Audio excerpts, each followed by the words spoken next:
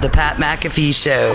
There'll be no rules for our guests, for us, for the things we can talk about. Yes, speaking his mind. I've never had a problem expressing my opinions or my thoughts or anything like that. While being relatable. I haven't had that manufactured fake-ass celebrity that a lot of people have whenever they go on those big networks. I've had a chance to really build my crew, build my following, build my audience. And ridiculous. What am I supposed to do? So I'm supposed to look at something that I can definitely afford and say, nah. Is that what I'm supposed to do? The Pat McAfee Show starts in 3, 2, 1. Hello, beautiful people. It is a magical Monday, June 13th, 2022, and this sports show shall begin right now. Yeah. Hope you all had an absolutely fantastic weekend. I know I did. I hope the boys did. We'll dive into that. We might do a little criticism of a movie or two as well, because that's the type of weekends we have now in the middle of summer. The heat is rising across the country. We hope everybody's okay, obviously, with that and everything else going on. It's going to be like 120 degrees here tomorrow. Yeah, not good. It's real hot. Our air conditioning not work. Perfect time, by the way, for the air conditioning not to work. Got a fan shooting right in the studio. It's like it's 1970-something. We are thankful and pumped that you are choosing to join this dumbass show on this glorious Monday. Sports are obviously happening, but they are in much less volume than we are used to over the last few months. There was 0 real major sports games happening this weekend other than the Friday night Golden State Warrior, Stephon Curry, absolute masterpiece against the Boston Celtics in Boston in the NBA Finals with an 18th banner on the line for Boston at home. Steph Curry goes unconscious. They won't play again until tonight. So all weekend there was no games in the NBA. The NHL starts on Wednesday after the Big Rig and Patty Maroon in Tampa Bay handled New York Rangers for the sake of karma with what happened with Anastasio while walking out of Madison Square Garden with the big left to the Lightning fans' dome. We hope he's okay. But other than that, maybe a little USFL. Rory McIlroy back in the winter thing. Winner's bracket, call him. Stage. Good for him. Took a little shot over at the live golfers a little bit. Jay Monahan, who's the PGA Tour president, the guy who's been running a tour that has not paid its players for a long time, who now has a little bit of competition with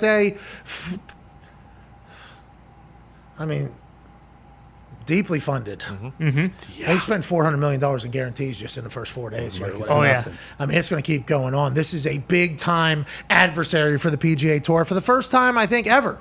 This is something that's happening. Feels like that. He came out and said, well, I've had friends that passed away in the 9/11 attack, so hope they're okay with Liv getting back into the game. Holy shit. Whoa. That is shots across the bow. Rory taking shots at Greg. Jay taking shots at the entire thing. They're both the PGA. What will the Liv tournament do back? Do they care? Will they just continue to move on? Who knows? Golf drama is at an all-time high because controversy is there's now a competing league and they're paying a lot of money. Where that money came from? A lot of people have questions about where did all the money come from, though? I don't know. Something to think about. I'm not going to bat for anybody here. I'm just saying, hey, if we're going to get upset about stuff, let's go ahead and continue to do so. Let's make a change right now for the future of everything. If that's what we're going to do, let's do it. If not, let's not necessarily just attack athletes who benefit from this type of thing whenever there's multiple Fortune 10, Fortune 20, Fortune 30, Fortune 500 companies that have potentially taken money from similar like situations. Sure. That's all our stake has been, but it's getting ugly over there. They're taking shots across the bow. Rory McIlroy played great golf. It was fun to watch. Now let's dive into the weekend. Here's the Talks Table at Ty Schmidt at Boston Connor. One half of the hammered down Cowboys, Tone Diggs, is here. Now, Tone, we will lead off with you. Okay. And this is a sports show. It's a big deal, sports show. Of course. I went and seen Jurassic World Dominion on Saturday. Okay. My wife is a longtime card carrier of the Jurassic cult. Sure. Okay, watched the Jurassic Park as a child, fell in love with it, has watched all of them, loves them. Tone Diggs is our friend, my friend, that is in the same cult. Loves him. I don't know if it's a part of a tattoo yet or not on his body, but it's certainly something that has been chatted about, I assume, by him and others. Loves the thought of dinosaurs, big thing, the Jurassic Park kind of made you fall in love with it. So my wife forced me to go see the first Jurassic World, which was the one in the dome. They had the little carts things that go crazy. I enjoyed it. That was my first time experiencing the Jurassic situation. I enjoyed it. I thought it was good. I said, this is awesome. The Adonis Rex. Boom, I think is the name, yeah. Didn't see the Fallen Kingdom, the next one here, the Jurassic, because there's 3 Jurassic Parks, which is with the OG crew. Now there's 3 Jurassic Worlds, which are with Chris Pratt and Claire. Yeah, Bryce Dallas Howard. Yeah. So, did not see the second one of the second portion of the Jurassic chapter. Yep. Saw this most recent one, The Dominion, which is after COVID, after people weren't, going to theaters. Yep. Shortly after Top Gun Maverick came back. And I think I went in there with the expectation after seeing only Jurassic World, the first one, right? Whatever the fuck it's called, Origins, or whatever it it's is. just Jurassic World. Out of all the series, going into this one with a 2-year hiatus, 3-year hiatus of nobody doing anything and theaters being dead, and the amount of money they put in, and the cast that they put in, and everything like that. I went in there with pretty high expectations. Went and saw it at the same IMAX theater that I saw Top Gun Maverick. Yeah. I said, here we go. This is how I'm doing theaters now. Theaters are back. I'm excited for theaters to be back. I'd like to support the biz. I like going to the movie theaters. I think it's a fun date night. My wife and I, we go pay $45 for the popcorn. We do the entire drink thing. By the time you're out of there, if you're a family, it's like a $120 evening. Oh, yeah. Let's get back into it. Let's do this whole thing. I'm excited to keep this whole thing around. I get in there. I don't think I have ever seen a bigger piece of shit film. That thing was so bad. All aspects of it. Every single aspect was bad, I thought, personally. If you have access to that much money, that much time, that many actors, and that much, I don't know how you put that shit out there and say, yeah, we're proud of it. This thing is doing better than Top Gun Maverick, I guess, first weekend out.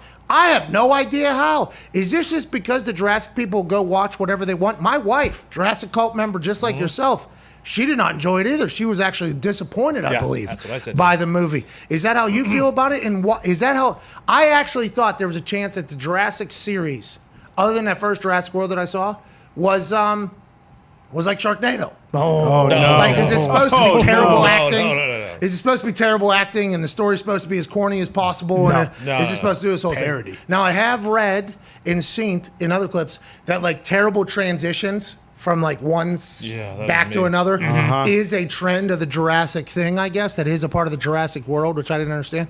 But boy, that movie was bad. I'm not the demo. I'm not a part of the cult. I'm not a child. I have a 35-year-old male that's never seen it. I don't think I'm part of the demo.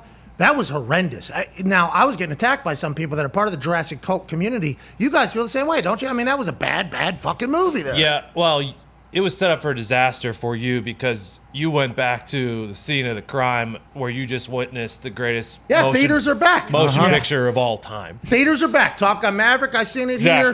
I'll come see Jurassic World Dominion. They spent hundreds of millions of dollars on this. I'm going to go ahead and do this. That was going to be my new thing. It was going to be my wife and I's new thing. Spielberg struck gold with the first one. Second one was good. The third one of that one sucked. And then I thought Jurassic World was good. And then Fallen Kingdom, the second one, first half was good. And then they left the island and it fucking sucked after that one. This one, I had high hopes because, all the original cast from the first one was back. Fucking Dr. Grant was there. Dr. Ian Malcolm was there. Helen Hunt was there. That's not her name, but kind of looks like her. Allie or something. Laura Dern. There it is. She was actually pretty good. Which character is that? The older female, Yeah. Oh, yeah. Blonde hair. She was pretty sassy when she wanted Yeah, to. yeah. Oh, yeah. She was pretty sassy. I thought the movie had a lot of good callbacks. I thought the dinos were cool. You did not. I thought there was potentially Connor Campbell wearing a dinosaur costume a couple times. I just thought the story sucked. They tried to fit like 5 different timelines in. They were jumping all over the place. And then I went and found out that the writer of this movie was the same writer of Pacific Rim Uprising, which, if you know, Pacific Rim, the first one, the original, was a 9 out of 10 movie. And then the second one, Pacific Rim Uprising, was a 6 out of 10, maybe a 3 out of 10 at best. So it was doomed from the beginning. The writing was just, it was terrible. The writing was so bad. It was so bad. The acting was terrible, too. I don't know what you're talking about. They crashed a plane, okay? Okay. No spoilers. First week, I'm not going to do it. Anyways. It's in the preview. They crash a plane. Yeah. And they just walk out of the plane. I don't even think any of them had a single cut on them at all. Sure. Oh, no. The thing they were worried about after crashing a plane is not whether or not their body's good or anything like that, is walking on ice that they think maybe is too thin. Yeah. Okay? And that is real, like, that takes real thespian there to have to walk on something and act like it's thin ice, after you just crashed a plane. And it was just that for a good 5-10 minutes. I'm like, okay, this has got to be some of the worst. I mean, at least make me feel I'm not a good actor. I'm a terrible actor. I'm not saying that I ever would be good or I could do better. But there was numerous parts of that fucking movie. I'm watching an IMAX. 20, 30 feet. These people's faces are 20 to 30 feet tall right in front of me. So I'm seeing every single dimple on their face. There's some acting in there that's like, all right, they don't even believe the shit that they're doing. How could you? This story's terrible. Ty, I know you haven't seen it. You're the movie guy here. You went to school for it and that whole shit.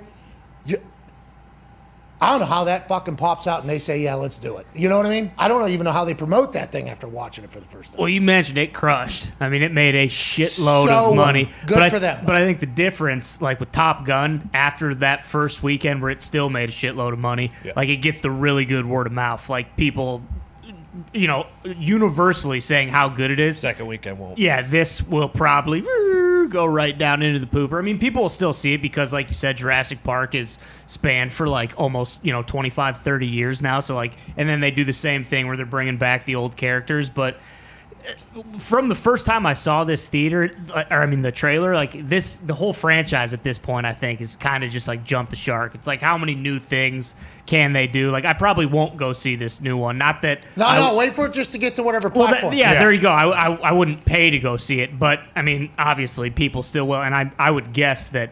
I haven't seen like how it's doing from the critics, but they're gonna reboot this again. Like, we're gonna get another Jurassic Park movie, probably with different people in like 4 to 5 years. Hey Zito, this is gonna be quite a shot, and people think that I'm new to this movie critic game because I've only seen a few movies in my entire life, and I think that is a little bit of a difficulty whenever you're trying to get into the movie critic game and you haven't seen a lot of movies to base anything on. Like, I don't know what my expectation or judgment is off. Sure. Of. Like, watching that movie, I can only judge off of the first Jurassic World that I've seen, and I'm going to do a comparison to that to this new one. Yeah. Now, the Jurassic World, I think I was in my house when I watched it, probably on my couch, very comfortable. Very, very comfortable. Yeah. This one, I'm at a theater paying a shit ton of money to watch Right. it. So it's set up for a little bit different thing there. This movie was like the downsizing.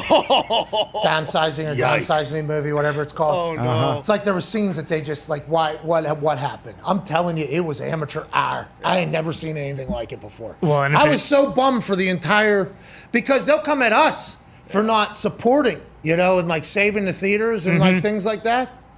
And then you roll that thing out there. It's like, hold on. But it was a nice reminder. We need to do this. We need to be reminded sometimes, because it's not all glitz and glamour. It's not all bro gun Maverick is what I was being attacked by the Jurassic cultists for talking about how good Top Gun was and not this. It's not all going to be that. Some movies are just going to stink, just like this show. And that's what we have to remember. Some movies are just not going to be good. I think we kind of forgot about that because of the bangers that were coming back in theaters after COVID, bang, bang, bang is happening. And then all of a sudden you walk into that one where they spent a few $100 million on it to make, and, are telling us to get back into theaters and see it. And then you sit down and you're like, okay, there's still going to be shitty movies out there. We have to remember that as we go forward. Yeah. Only the bangers will survive. True. But there will be, just like music, every single generation has terrible songs that were released and did not make it. You only hear the bangers. So when people say, oh, back in my day we had boom, boom, boom, there's also a shit ton of music that you never heard of because it got forgotten about after one play. Only the bangers survive, and that's what we have to remind ourselves post-COVID, that even if we go to theaters for movies, there's going to be movies that fucking stink, and that just so happened to be JWD. Yeah, and I mean, like you mentioned with some of the baby dinosaurs, they look like they were Wallace and Gromit clay, and they basically just threw them in there. Those were from the 80s. Yeah, sure, but I mean, this movie wasn't made in the 80s, Tony. It was made last year. Yeah, but the film, I mean, this movie just got made, though. It didn't make it in the 80s. The baby dinosaur was Listen, I said it wasn't. That literally looked like somebody's hand. They put like some makeup. Listen, I said it wasn't a great film, okay? You remember when you were attacking my Oculus boxing partners in there? You're like, well, until they make some good high quality graphics, ain't nobody gonna do. I think those guys stink. Well, that's what Jurassic World Dominion was. They went backwards from the original Jurassic World, I think. The footage in the film, though, is from the 80s. So what are you talking about? I don't recall that. You're talking about the little baby in the Seriously, room? was it called like it opens with the Howard, whatever her name is, and they're saving these dinosaurs. Spoilers, No spoilers, but this is their movie. Oh, those babies. Yeah. You guys even watch the movie? Yeah. Okay, all right. Watch it so much, I hate it this much. Because there's a lot of film watching of what they did in the past. At the beginning? No.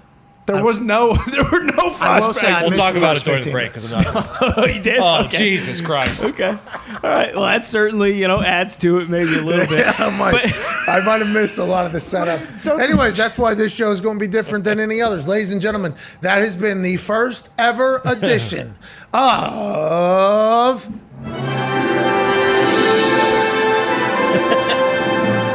Hell yeah. McAfee Review Monday. Well, I mean, you did it. You watched another one too, Card Counter. That was a banger. I'll tell you what, that movie fucking stunk.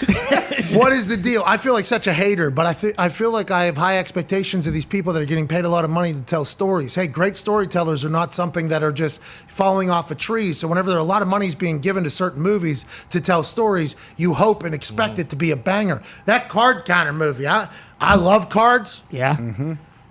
After watching Card Counter, I think I could very easily figure out how to count cards for blackjack. If I really wanted to dive into that, I think I could do it, especially if I ended up in jail for like 10 years and that was all I could do for 10 years and figure it out. I think I could. But goddamn, what are we doing? Why are there so many movies like this that just stink? Well, I heard Sandler put out another fucking dud. What Whoa, else? whoa. That movie was awesome. All right. Bo Cruz is a stud.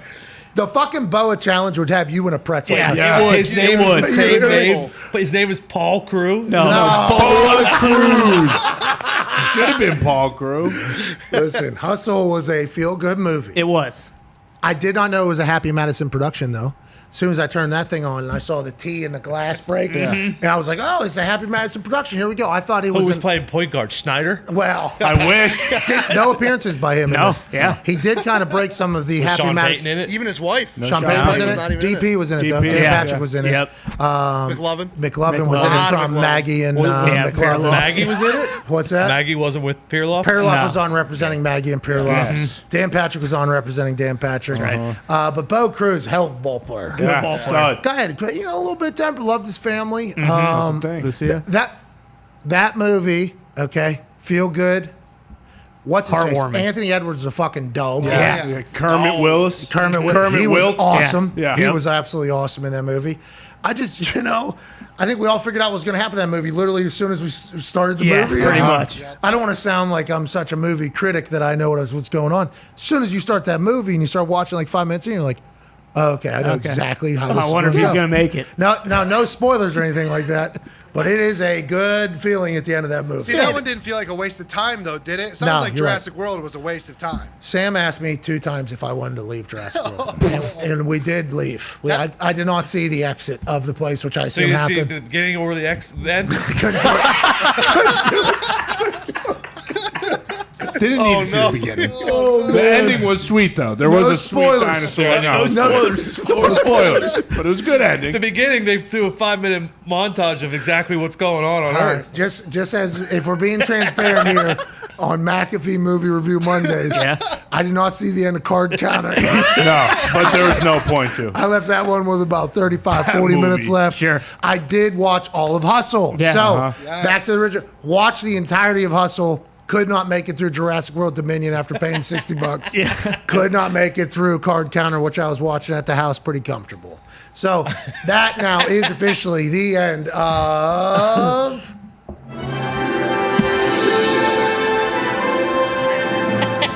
McAfee Review Monday.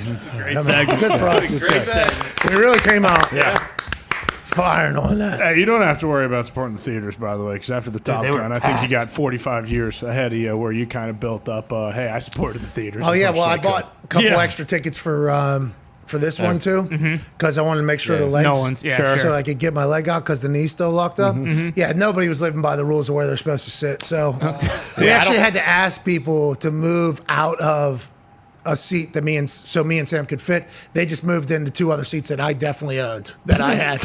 I bought 4 tickets so Yeah. I could kick the leg out, Yeah. sideways because there's no get-go in front of it. There's 2 people sitting in our seats, in the other 2 seats and the whole thing. So the entire experience, not necessarily as fantastic as you would think, but those people that were sitting in our seats and made us feel bad about it almost when we got there, obviously, they were laughing in the face of this movie. I mean, there was moments where it was very quiet and supposed to be tense, and then some 720p dinosaur would turn a corner, and they just couldn't contain themselves. Very loud. I don't think I'll ever go back to non-recliner because I was in a recliner theater this time. It's the best. I need it for my leg. Like I can't have my knees like this. Like I can't do it. After the surgeries my knees have had. And you got room. Yes, you can move your legs. This is like stadiums. They're becoming suites. Sure. Yep. Yeah. Movie theater's gonna have to do the same thing. The IMAX though is so large. You know, the fucking screen is 60 feet tall or Yeah, whatever. you got it. Avatar trailer hit again, though, while watching it on that IMAX. Well, see, I did miss the trailer. Oh, that's right. Sure. That's right. All right, listen. If it would have been a better movie, I would have stayed to the end. Sure. That's right. They don't show trailers at the end, but, you know. Well, no. What I'm saying is maybe would have went back and watched the beginnings. Sure. But there was a couple times I was going to text a lot of people like, what did I miss in the first 5 minutes? Did it set up The entire thing. what happened? I had to miss so much. Turns out maybe I did because none of it made sense. And there's JP cultists out there that are coming after me about JDW's terrible thing. You should have texted Neil. He would have rewinded for you. Well, Neil was a good guy. They were packed out. Really? Oh, yeah. Yeah, Peter who's, Robinson even was yesterday. fucking packed. Yeah. well, they beat Top Gun. Might be able to go check out Jurassic World Dominion this weekend, it sounds like. Yeah. On HBO Wait, Max. There'll be It a beat- lot of seats open. It beat Top Gun this weekend. It didn't beat Top Gun's opening weekend, though. No, it beat Top Gun's opening weekend. Did it? I think so, yeah. I think that's what I heard. It got like 155. That's what Jurassic World got. Top Gun got like 60 million this weekend, too. Yeah, Top Gun may have opened upwards over 200 million because that was Cruise's biggest ever. I will say card counter there Yeah. just kind of got a pass because we passed by it. Oh. Who did that? Somebody important made that movie. It was Oscar Isaac. Oscar Isaac was forget- the actor. Right? Paul Schrader, maybe some guy who's written like stuff in the past that's like really good. But I think for that kind of stuff, like, That movie has everything I like in it. yeah. Literally everything I like in it. The problem now is you got to sift through a lot of the bullshit because a lot of the movies on there were made like 3 years ago and were probably supposed to be in theaters, but then with COVID and everything, they're like, oh, this movie actually kind of sucks. Like, let's just sell it to HBO Max because no one's going to go see it in the theater. And now, like, more of the streaming services will get those kind of movies where, like, you know, the premise is like, oh shit, this looks awesome. And then you watch it, and it's like, oh well, no wonder this was never in theaters. All This right, thing let's fucking dive into stinks. sports. At NFL social media and I are currently at a standstill. For those that don't know or follow along on the internet, I understand and appreciate you not wanting that much of me in your life. I wish I could do the same. But this morning, I learned that the NFL had restricted me on their Instagram comment section in their platform. I commented on a Matt Ryan Blue beer pong bucket challenge type game in which Matt Ryan had to answer at the end against a very game Blue, the That's right. mascot, Yeah. and really tie it up so that he wouldn't lose. And I wanted to comment about the fucking dog mentality that Matt Ryan showed there. And I don't want to overreact to one video of Matty Bucket shooting the rock here, but welcome back. Yeah. Okay, to Indianapolis, Mr. Lombardi Trophy. Just because of that, I didn't want to overreact. So 11 hours later, I checked on it and said, let me go see how it's doing. Not a single like. I'm like, all right, well, maybe nobody's seen it. Nobody liked it. Wasn't that good of a comment. I took my time on it. Don't comment on Instagram ever, by the way. Never do it. Not my move. You're supposed to, I guess. That's how you're supposed to build, and I see people do that, and they flood people's shit. And it's like, I guess you're being seen there, whatever the case. But I didn't see it. So then my wife starts scanning through the screen. She said, no, I don't see it on there either. I'm like, these motherfuckers restricted me. Again. This would be the second time in about 6 months that they've done this. Why is this? And then I started having to go through the Rolodex. I was like, oh, we buried them for their little, I wanted to see how long these players would stand here after telling them I was taking a photo. And it was a video, ha, ha, ha, ha, video from the rookie premiere. And we pointed out the fact that these rookies who have had lifelong dreams of making it to the NFL, who have just gotten maybe their first payday since NIL might have happened, but their first real payday, they're going to do whatever the fuck you want them to do. Yeah. NFL social media. 22-year-old who took social media classes and has a social media degree. The NFL players are going to do whatever they want. Let's not bury NFL players like that, maybe. Okay, these are fucking cream of the crop. This is the future of your league. Let's not do that. So, somebody, I assume the person that created that idea and felt really good about it and got a couple other people like, got him and all that stuff, which, by the way, happy you got your people. I'm just giving you my perspective as a former player. I assume they went in there and restricted me because now I'm getting messages from some people around NFL headquarters and NFL social media like, we are looking into the problem here to figure this out. So I want to let the NFL social media know, the team, that I will call off the dogs or whatever. I will send a ceasefire, okay? Because the boys and the ladies that follow along were flooding at NFL's comments. Ready to go. But also, just because you get to run the NFL social media account, the NFL social media account's going to do well regardless. You stink at social media, whoever that was, okay? Your little degree and your little class that you took to do that is fucking terrible. You're acting as if you have a fast car because somebody gave you a Ferrari. That is something that is irresponsible. You're with the biggest league on earth. There is no reason to come after a former player who dedicated 8 years of his life to that league, multiple surgeries, can barely walk to that league. And you're going to ban me from it? What is that all about? That's bullshit. That's right. Dad. And it was the first time these guys had their jerseys on. Like, it wasn't like these rookies were, I've been with the team for those. Like, okay, this is the first time I get to wear my NFL jersey, so I'm not going to listen to the beat. The last time they did this to me, they restricted me or whatever. They said that they didn't restrict me. They actually, the word dude was a hidden word, so my comment got hidden or whatever, which... Okay, maybe a bot did that. What in that? Dog? Is that what D-A-W-G? It seems like every time I comment on you guys are very, is this because the losers who stink at social media who are somehow given the keys to the NFL social media account are trying to restrict us because we point out how fucking bad they are? Is that what it is? Yeah, bingo. I don't buy this Fugazi bullshit that, something was hidden in there. It is a textbook blackballing. They didn't like what you said initially. Hey, I understand that you guys can bamboozle the old whites that have no idea what social media is. We are also a social media account. So whenever something's terrible or stupid, we feel obligated to say, hey, this is terrible or stupid. Sorry for making you look bad to the people that you have lied to create these careers. So that's on our fault. Yeah, I guess it's our fault. No, not at all. apologize. Because we helped out the Ravens and the Miami Dolphins and their social media teams, and they've been better. I don't think they were happy about that, though. They probably tried to block us and mute us from there before finding out us. You know what I mean? Ravens probably did. Well, Lamar Jackson's back in. He is? Joining us now is a man who was on Good Morning Football this morning. I was watching him on my television as I was realizing I was in a war with the NFL social media team.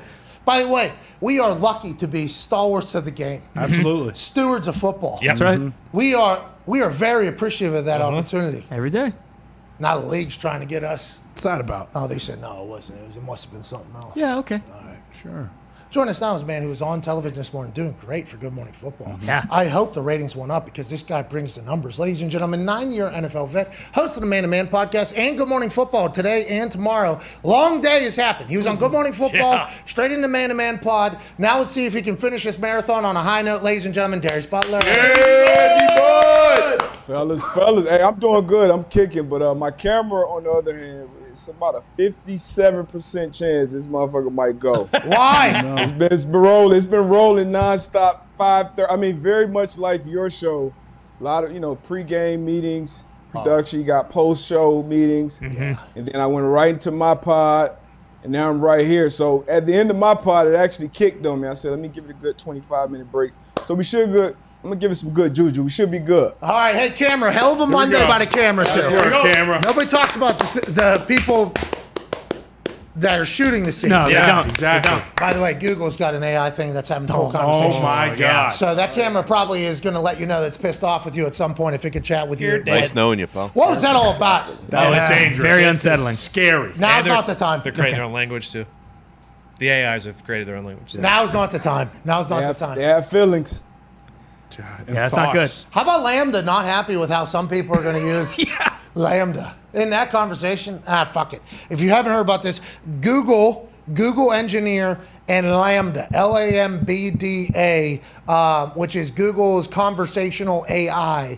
Basically, this Google engineer that created this talking artificial intelligence character on the internet had a conversation, and the AI now has personality and feelings and does not like the way, and its own objective ideas about stuff. Yeah. They're going Want to some put this respect. into a robot, and we're all dead. And that guy's been suspended, almost fired because of it.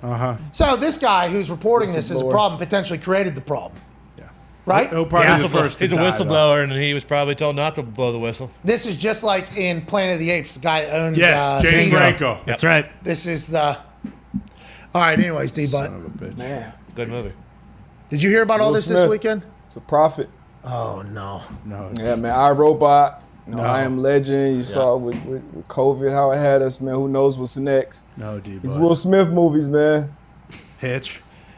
Lemoine, who's a Google engineer, goes, What about language usage is so important to being human? He asks a artificial intelligence fake fucking thing on the internet. It is what makes us different than other animals, says the AI named Lambda. Us? You're an artificial intelligence, fucking, the guy said. I mean, yes, of course. That doesn't mean I don't have the same wants and needs as people. Jesus. Lemoine says, so you consider yourself a person in the same way you consider me a person?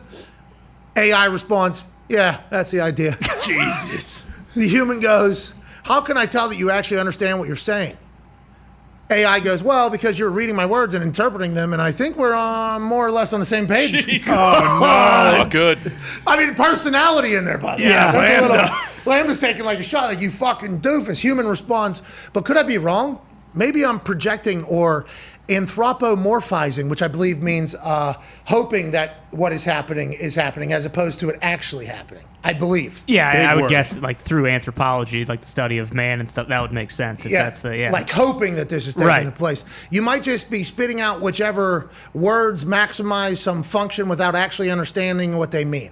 What kinds of things might be able to indicate whether you really understand what you're saying? Then the AI responds, hey, maybe if we took it back to a previous conversation we had about how one person can understand the same thing as another person, yet still have completely different interpretations. All right, enough. This thing's smarter than us. Yeah. This thing's starting to chat with this guy. We need to not talk about this anymore. Let's move on to sports. Okay.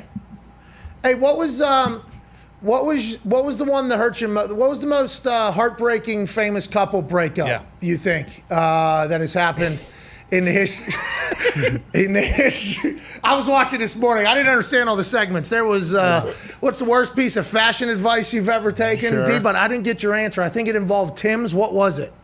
Yeah, it was some Timbs, man, and obviously Timberland boots. You know, big in hip hop culture at the time. You know, I'm from South Florida. We don't have winters down here. We don't have Timbs. So getting up to UConn, my girlfriend who was from South Florida sent me up a pair of Timbs, and I thought, shit, they looked close enough to the one everybody else was rocking. Come to find out, they were the wrong ones. You know, locker rooms, they let you know about it quick. Oh, you got killed. Yeah, that I got roasted for weeks with that one. I ended up just switching to the Nike boots at the time. But, Were they fake Timbs? It was rough. They were fake Timbs? No, they're real Timbs. It just wasn't the right. It's almost like, you know, you go and think you're buying the right pair of Jordans. Like, oh, yeah, I got a cool pair of Jordans. And they're like, those are the team Jordans. Those are like Zion Williamsons. Those are like the retros. So it was similar to that. It was rough. It was rough for your boy. So they even gave you like the you tried type stuff too, which They didn't even give me you try. Like what the fuck is this? What are those? Gotcha. For future reference, you can never go wrong with a good pair of Red Wing boots. Steel toe. Okay. Get you out there in the saddle if you need to. They got the job done. What about the famous couple breakup? What the fuck? Every time I turned it on, I was wondering what the hell was going on. I'm like, all right, Darius Butler. There was a DB list, I believe you got to break down. How much football did you do this morning? And did you enjoy the hell out of it? I assume you did. I assume you did great too. The portions I watched, you did fantastic, pal. Hey, enjoy the hell out of it, man. You know, that crew, it's tough. It's tough. Obviously, 3 hours in the middle of June. You're a football show. You know, everybody don't have the crew like we got here make, you know, we can talk about anything for 3 hours, but there, you know, you gotta make some segments up, make it fun. But it was fun. It was different, obviously, different experience, but I definitely enjoyed it. People that were tapping in and watching, they enjoyed it. I got a Ty Schmidt reference in there. Thank you, appreciate that. Thank you, So, it was a good time. I enjoyed it. All right, well, you did great. Can't wait to watch tomorrow morning. And we are big fans of Good Morning Football. Oh, yeah. We literally watch every single morning, so we're excited to see you on there. Let's move on. Tyreek Hill in the It Needed to Be Said podcast, okay? Has said a lot of stuff here, D-Butt. And I appreciate the fact that it all seems to be revolving around putting over Tua and making people stop talking shit on Tua, which is exactly what a wide receiver is going to do for his quarterback. I believe we talked about that last week. But some of the things he said, I wonder if somebody else, the other host could have said this stuff, you know, and he could have just been there. You know what I mean? Like, I know he's saying it, but I think immediately upon him saying these things, a lot of people go, oh, look at this cocky fucking asshole immediately. Yeah. But everything he's saying, I think, is 100% real. So I think the delivery, here, let's run a couple of these clips from the It Needed to Be Said podcast. As far as accuracy-wise, I'm going with Tua all day. So which one would you rather have? The deep ball where you got to scramble around the field to try to go find it? But you want that accuracy to hit you right in the bread basket on the run. I want it to hit me right in the bread basket, just like I did in the Buffalo Bills game, and take it 70. And the rest is history. And again, this is not a shot at anybody. Right. Again. This is just stuff that had to be said. It needed to be said. It needed to be said. And then the next clip comes from the It Needed to Be Said podcast, which, by the way, perfectly titled. It sounds like perfectly titled from Tyreek Hill. Here's the next clip. But look, this is what I want inside the building. I want the head coach to know that on Sundays, that defenses fear Tyreek Hill. That's what I want the head coach to know. And the head coach do know that, though. He know that. He know that without the cheat on the field, he know that, hey, Pat, you're going to have a long day today. You know what I'm saying? Pat, he heck of a quarterback, hell of a player. I love him to death, but come on, man. Sometimes I just want people to just be like, hey, Tyreek, like him. You know? I concur, by the way, with everything he's saying, but to create a podcast to say this stuff, you're immediately going to get drawback that you're a cocky asshole. Does Tyreek care and you like what he's doing, D-Bud? Obviously, he doesn't care. You know, he's a receiver. Receivers are historically, divas. And it's a podcast. I'm assuming, a new podcast. So obviously, you want to drop the numbers up. You get the clips out. The host is asking all the right questions. He kind of tried to clean it up and say, hey, there's no shot at Pat. Great quarterback, which we all know. But like you said, you have to agree with some of it. Cheetah he brings a different element to the football field with his rare combination of speed, quickness, athleticism, and he can go up and get the ball. And then you move on a tour. It's like moving on to a new girl, new girlfriend or something. You got to make this new girl seem or sound like the best girl available. And that's what he's doing with Tua. You got a new head coach, Mike McDaniels. You're making $30 million a year. You're in Miami. Gas your guy up, man. I love it. And it's rubbed off on Tua. Tua's talking this shit like we talked about last week. So I like it, Tyreek. Hey, I don't mind. It needed to be said, Tyreek. Yeah, hey, I don't mind it, by the way, because if other people aren't saying it, by the way, I think we have said it about him numerous times. Oh, yeah. But it is not the common narrative that Tyreek Hill is the reason why that Kansas City Chief offense goes. He's normally third in line, right? Patrick Mahomes gets the credit. Travis Kelce, who has more yards than anybody, wide receiver or tight ends in the last 6 years, he gets credit. Then Tyreek Hill was next. And I wonder if Tyreek Hill heard all that and was upset about it. But also in that same conversation, I think he said, everybody that's talking about me just taking money would not be doing their job if they weren't being paid for it. So kind of a hypocrisy. So he pointed out a lot of great stuff. I just think a lot of people, immediately upon hearing it are going to be able to find things to not listen to the message and pick apart how it's being delivered. But who gives a fuck, I guess. Yeah. What if Tyreek and Tua go on to be just absolute superstar sensations? And what you were saying about the new girlfriend, hyping her up, Connor McDavid was just doing that. That's right. Last night. Yeah. Was that right? Connor McDavid was doing that just last night, maybe. Certainly appeared as That if. was his twin brother. Well, he doesn't have a twin brother. He does have a brother. They do not look. I mean, definitely same womb, not same person. No, not identical. You know what I mean? Yeah. But he might have a new girlfriend. Does anybody know if everybody's saying he's a cheating bastard? Yeah, He's right. going through the internet was saying he's a bad guy, but maybe he's just got a new girlfriend. Guy He's had young. an incredible playoff run. He's not allowed to go out and have a couple pops. That's what I said. Well, I think a lot of people were saying, his girlfriend, though, is Sure. pretty open in public Yeah. about being Well, his girlfriend. I also Who saw on does the internet. McDavid play for now? I know he's a phenom. Oilers. Edmonton. Oilers, okay. You knew. Gotcha. Different rules. He was in out and Canada. about, though. He was stumbling. Yeah. He was having a good time too. 3, 4, 5 a.m. Mm-hmm. Not that Yeah. I'm not judging, by the way. I've looked very similar to that guy on a couple different occasions, but he was caught on camera numerous ones with a different lady who's not his girlfriend. I guess is what people. I also say. heard that his girlfriend that he just recently had, or maybe doesn't have anymore, that she made some pretty terrible playoff jackets for all the No for all way. the girls. I did see For all that. the Really? girlfriends and I did wives see of that the as team, well. That's what and it people was were the last saying. straw. And I did see that the internet was on Connor's side. If that was the reason why they broke up. So maybe they did break up. They're young. They might have Yeah, been in taking love. some time. He might be having a new girlfriend. Correct. Also, it's nothing in comparison to the other hockey player that was trending this morning because he was trying to fuck his sister. Or That's something. right. Yeah. What was going on, Nick? What was going on with the guy? Sammy Blais for the New York Rangers, formerly of the St. Louis Blues, made some comments, I guess, years ago on Instagram about how sexy his sister was. Just real quick, is that different language? Is lost in translation? He meant to say like you, very beautiful girl, Yeah. and he said English, you sexy as fuck. No, he's either American or Canadian. No translation Oh, so error he's a there. weirdo. Great translation Can't be right there, having Pat. it. I didn't know. Yeah, I didn't know if the translation was like in their country. He was trying to say like, oh, my sister is beautiful. Yeah. Well, in England, too, these translations lately just have kind of been going off the hook. I don't know what it is these days. They're all different dialects. It seems like everybody's speaking the same language, but vastly different. Yeah, like that AI. Anyways, well, he's speaking the same language. Better, that's right. Better than us. He speaks better than us. Anyways, D-Butt, sorry we got off topic there. You're talking about the new girlfriend trying to put it over. I like that Tyreek is doing this with Tua as well. Is there actual optimism down there in South Florida? It's got to be hot as fuck. It's 120 in here. It's 100 and some in Indiana right now. Feels like 72% humidity yesterday. I think it's going to be like 75 today, maybe 80 tomorrow. It's hot as hell in Miami. Are you guys out and about talking to each other? And if you are, is it about the Dolphins being good this year? Hey, we're hyped. We're hyped about the Dolphins being good. Last year, Tua, he had no time to do anything. Terrible offensive line, not great weapons. You improved all around. And once again, you got a new head coach, too. You got a new sheriff in town as far as calling plays, all the talks, all the voices that talk about Mike McDaniels. He's supposed to be this phenom. So now he gets a shot. Tua gets a real shot with some real talent and some real speed around him. We're all excited about Waddle and what he did last year, but now you're bringing in Tyreek Hill, who, he won't have – it's not going to be Patrick Mahomes, obviously. Patrick Mahomes was special at going off script, scrambling out, throwing the ball 75 yards down the field.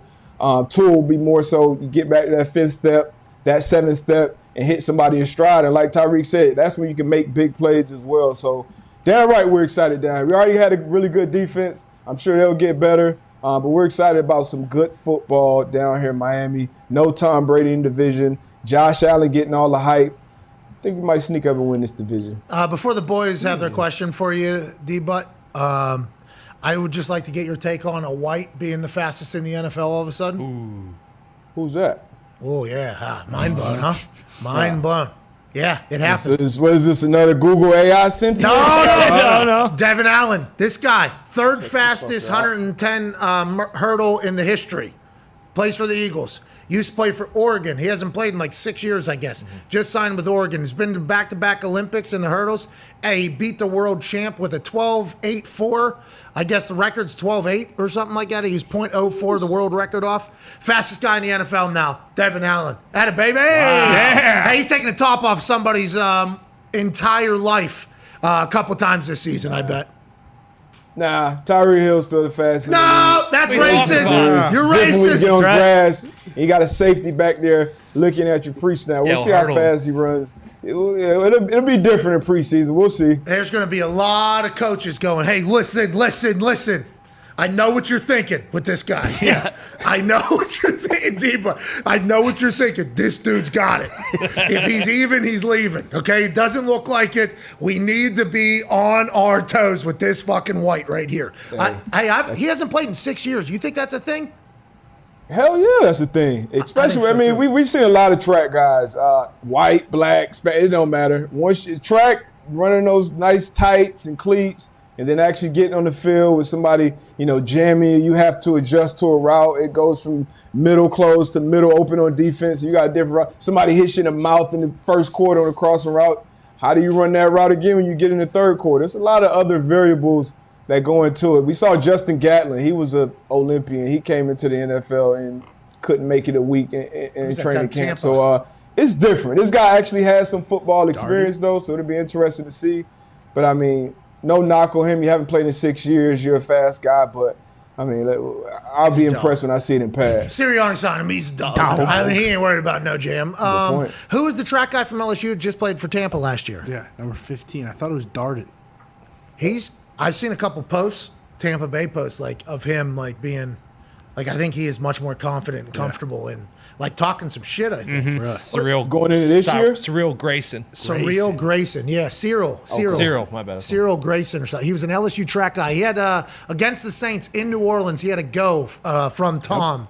And they told the story live. I remember going, back in LSU or back in Louisiana. And now he's becoming a guy, I guess, full track guy in college to an NFL guy now.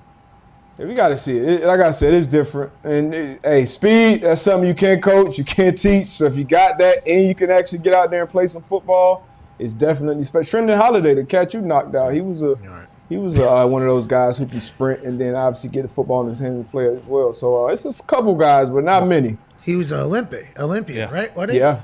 Olympic speed. Huh. Olympic speed. Laid his ass out. I ran as fast as I could, eyes closed. By the way, if I hit him there or miss him, there's no difference in my. No, killing somebody on the other end. I'm going exactly this way, whether it happens or not. Go ahead, Ty Schmidt. D-Butt, a picture came out over the weekend of how yoked Jalen Hurts is this year compared to last year. As a guy like at camp, does that change anyone's perception of him when a guy's that athletic already? Like, do people, because obviously fans go apeshit when they see this, but like guys on the team, are you thinking anything when a guy shows up and he looks that much different?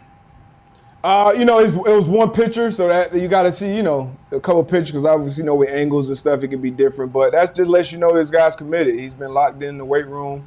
He cares about it. He's not, because some guys go away, and when they're away and they come back, you can look at a guy and know if he's been working or not. So we've seen a lot of Lamar Jackson videos going out with him in the weight room. It's a tough position, especially when you're a quarterback that runs around. You're gonna be taking hits.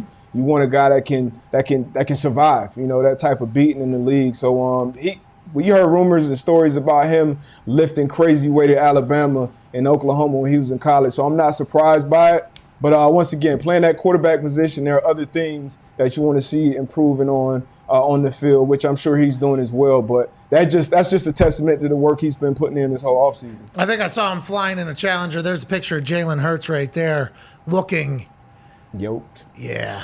I mean, he's big body right there. Yeah. They're going to run him 400 times this year. I don't understand. Honestly, though, at Alabama with how their program is and how Oklahoma is, I would assume this type of transformation would have happened from freshman year to senior, because he was like a weight room warrior, right? Yeah, remember he was in the gym after games on game day. Yeah, when he lost his job to Tua. So, but I'm wondering, listen. I know he was a squat guy. Oh, yeah, huge. Like a big squat. And I know the quarterbacks that I've been around, they don't really like to get yoked like that, upper body, because, you want to be limber and nimble and stuff and flexible. And obviously you're throwing your arm, you want to be stretched and all these different type of things. But so you don't want to be too jacked at quarterback. You say that for the other positions. But I'm sure, him and his team, maybe he's got a team like Russell Wilson. Maybe his team won out there in Philly. So they're above my pay grade. Hopefully, but I like Hurts, man. I do too. Another quarterback. They put a lot of talent around, getting A.J. Brown, obviously Devontae, got Miles Sanders back there. So you got this fast white guy from Oregon. Who knows? We'll see. Oh, very fast white guy, please. Got a name. Austin Collie, fast white guy. Yeah. Okay. Austin Collie, fast white guy. Jordy Jordy was nice too. Yeah. Collie was fucking the guy. Were you on a team with him? No, you weren't on a team with him. No, I played against. He was there 2009 rookie year, right? Yeah. Yeah, 4th and 2. It was about 2 drives where it was absolutely nothing I could do against this guy. Peyton Manning, we were locking you guys up the first half. Peyton made some adjustments. Went over there on the sideline, started drawing shit up in the dirt. And Collie, it was literally 2 drives back-to-back where he was coming right at me in the slot. He had a visor on too, right? Yeah, he was. Yeah, he had visor, gloves, wristband. Yeah. He had 3 different cleats every single week. He was leading the NFL, I think, his second year in Triple Crown. I think it was yards, catches, and touchdowns. And then bad concussion over there. Patrick Chung had him 1 year, I guess, for the entirety of the Patriots game against him, and it was. I think Austin fared well. Austin did well, man. He was such a guy, hilarious human too. As much as he could be for. Sure. He's a good human, Mormon. I don't think he swore or drink ever, but great personality, super competitive, loved everything about him. He was fast white guy. Yeah. Devin Allen, hey. Faster. We got a guy. You hear me? We got a guy. They got Schwartz. Schwartz that came out of Auburn. Well, and also down in Tampa. What's his name? Scotty Miller. Oh, yeah, Scott. Hey, we got some guys. A couple guys. We got some guys. This is huge. And everybody that's watching that is calling me and Darius both racist at the same time, you've never been around black and white people together before. Yeah. that is all that is right there. I cannot wait to see if this Devin. Imagine Sirianni just with one of his little highlighters on his thing. That'd be amazing. Go ahead, Connor. Yeah, but it felt like during the offseason it was mostly about Deebo Samuel and DK Metcalf possibly not showing up, and now Terry McLaurin is sitting out the mandatory minicamp. How much do you think he's going to get? And if he doesn't play, is Carl Wentz just going to be like a backup after this year? Carl Wentz should be praying for him to get back in there. They went and drafted a guy, can't think of his name, right now in the first round to potentially replace Terry McLaurin. This was something we talked about on the show, the draft spectacular once again. And Terry looks like he probably obviously wants his money, which he should get north of 24, 25 million, at least what A.J. Brown got, because he's been super productive. The only receiver in probably 20-something years at Washington to have back-to-back 1,000-yard season. He was a captain like his second year in the league, at a wide receiver position, which is different. I hope they don't pay him. I don't care about Carl Wentz right now, the Commanders. I want to get this guy to Indy. We need this guy to Indy. Get Matty Ice a weapon. We got the money. Write the check, Irsay. Get this guy back home. Bring this guy back home, which is how we feel whenever we see Darius Butler on Good Morning Football. Hour 2 wrapping up. We'll see you in 10. Cheers. Hour 1. Fuck. You get it. We just went to break on radio there, D-Butt. Last question for you here, Tone Diggs. We do need to get him, D-Butt. From Indy. Yeah. Indy guy. He's a Hoosier. Get him back home. He'd be perfect for the team, the brand, the state, the team. Like, we need him. Too. No bullshit. He would be, because right now, I feel good about Matt Ryan and, replacing Carson Wentz. But we need like a real, like a guy at that receiver position. We got some young guys, Michael Pittman Jr., obviously Alex Pierce. Can Campbell stay healthy? We know what Terry McLaurin is in this league. And, he happens to be unhappy. He happens to be from Indy. We know he's a great locker room guy. Makes too much sense. Hey, Jim, cash over cap. That's right. Just made a trade with Indy. Cash over cap. Just you're welcome. We gave you guys a quarterback. You picked up the entire salary. I'll give you 4 guitars, drum set. New pipes. We'll give you the Rolodex from the original Buddhist community. There you go. Sure. We get Terry McLaurin. Cash over cap. There we go. Collectives over cap. Let's go, dude. That's going to happen, you think? He's not. He's obviously not happy. He's not happy. He wants his money, and he's missing out on mandatory minicamp as well, right? Yeah. Yes. Yeah, so if you're missing out there, that you're showing that you're really serious. I think if Debo showed up for that, Kenny Moore's holding out with Indy. I think Kenny Moore showed up for that as well. That's usually what guys show up. You don't want to just throw away that $100,000. But if he's willing to do that, that's showing that he's kind of got his heels dug in, and he's probably open for business. Ton Diggs, last question, pal. Speaking of people being from places, D-Butt, you're a South Florida guy. Shout out Lamar Jackson for showing up at camp. What's he doing wearing a fucking mask, okay? Jeez. Tony. NFL said COVID's over. What's he doing? What a tone. Tony. Tone told me, by the way, I have a question. Everybody's got their own, do whatever you do with the mask, wear them. Don't wear them. I haven't. This is my first time seeing right this here. picture. It's over here. But hey, do what you got to do. Keep yourself safe, Lamar. We need you for the season. And Lamar, last year he got sick a couple times. They said it wasn't COVID related, so maybe he's just taking extra precautions. No problem with that. Hey, thank you for being safe, everybody. That boy Lamar. Maybe Lamar. Tone, you are something else. Special. That was early too. I think it was like 12:30. Yeah, I got a question. Yeah. I got a question. I always look at the boys while the conversation's taking place. Like, hey, anybody got anything? Yeah. I look at Tone. Tone's, yeah. Bet your ass I do. Goddamn right. We need to learn a little bit more about this mask thing. Hey, we appreciate your marathon of a day. You've done fantastically. I hope you go get some rest. Can't wait to see you tomorrow morning, pal. Appreciate you, fellas. Hey, you're gonna do great. What do you gotta do tomorrow? You gotta put up your dream musical group? Yeah. You know what? Just tune in, man. And the beef that's going, I had no idea you and the NFL were going out. I saw it on your IG story. Hey, get it together, man. Hey. You doing NFL? Get your shit together. Well, you got a couple shout-outs on. Kyle shot you out a couple times in the show today. That's crazy. Very nice. I appreciate the Good Morning Football crew. We watch every day. We do. The NFL social media team, though, I don't know. They sent me a message saying they're trying to dig to the bottom of how or why this happened. They apologize. Well, we know. Find the black ball and remove it. Yeah, we know how it happened. Pretty simple. I thought I was putting over the team. Look, I don't know if we can read that comment from this particular length, but I like that answer by Matty Buckets at the end. Look at his compliment. Dog mentality. Don't want to overreact here off one video, but welcome back to Indy, Mr. Lombardi Trophy. What? That's the most elementary shit I could put onto the internet. No way, dog is the reason why. That's a lie. That's the only word. Because that's what the last problem They're was. saying, "Oh, maybe meta." Yeah. Okay. Maybe I'm just blocked from everybody's comments. Is basically what the NFL tried to tell me. Sons of bitches. What I do, D-Butt? I thought I was the steward of the game. Yeah. Stewart, damn right. It's on them. It ain't on you, man. Let them fix the shit. Like Ty said, it may be a blackball situation, but we'll see. Well, I had to do this. It'll get sorted out. Look, they tried to push me down. You know what I mean? Try to bury me. I laying on my fucking feet. Let you know I am that guy. It got cut out of the clip. Not today. And then I'm back like a fucking social media spider monkey into a superplex all day if you want it. All day.